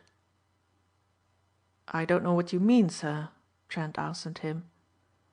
"For some reason or another," the adjutant informed him, "Lieutenant Devlin has preferred charges against you which had better been left until this war is over, in my opinion as a soldier." "I'm still in the dark," Trent reminded him. Captain Sutton looked over some papers. "You are charged," he said, "with being a very remarkable and much sought after criminal. Devlin asserts you purloined a ruby owned by Mr. Dangerfield worth $175,000 and an emerald worth almost as much." "What a curious delusion," Trent commented with calmness. "Delusion?" retorted the adjutant. "What else could it be?" the other inquired. "It might be the truth," the officer said dryly. "Does he offer proofs?" "More, I'm afraid, than you'll care to read," Captain Sutton told him. "You understand, I suppose, that there are certain regulations which govern us in a case like this. I should like to dismiss it as something entirely irrelevant to military duties. You're a damned good football player, Trent, and they tell me you're just as good a soldier. But an officer has preferred charges against you and they must be given attention. Sit down there for a few minutes." Devlin, feeling the hour of triumph approaching, lay back in his bed gloating. The hatred that he bore Anthony Trent was legitimate enough in its way. By some accident or another Devlin was enlisted on the side of the law and his opponent against it. One was the hunter, the other the hunted. And the hunter was soon to witness the disgrace of the man who had laughed at him, beaten him, cheated him of a coveted position. Naturally of a brave and pugnacious disposition, Devlin saw no lack of chivalry in hounding a man over whom he had military authority. If Trent had been his friend he would have fought for him. But since he was his foe, he must taste the bitterness of the vanquished.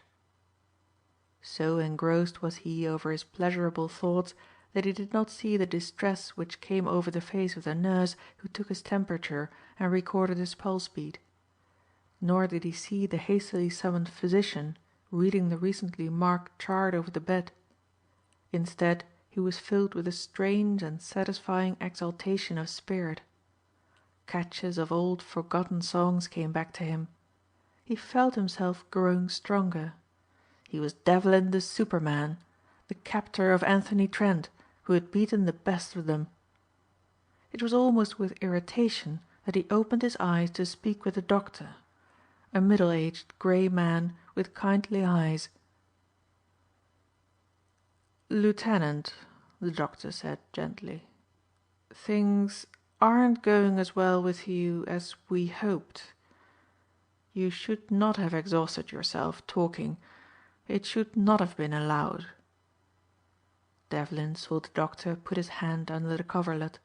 Then he felt a prick in his arm.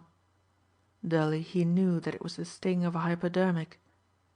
Then he saw coming toward him a priest of his race and faith, and knew he came in that dread hour to administer the last rites of the church.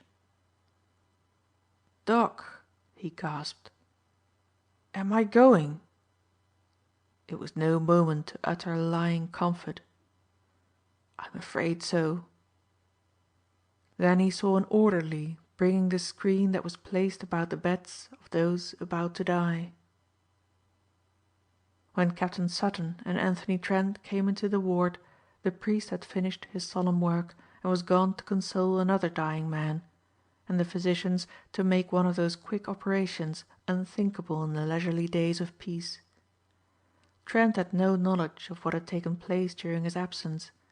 He saw that his enemy was more exhausted, and as he looked he noticed that the eyes of Devlin lacked something of their hate.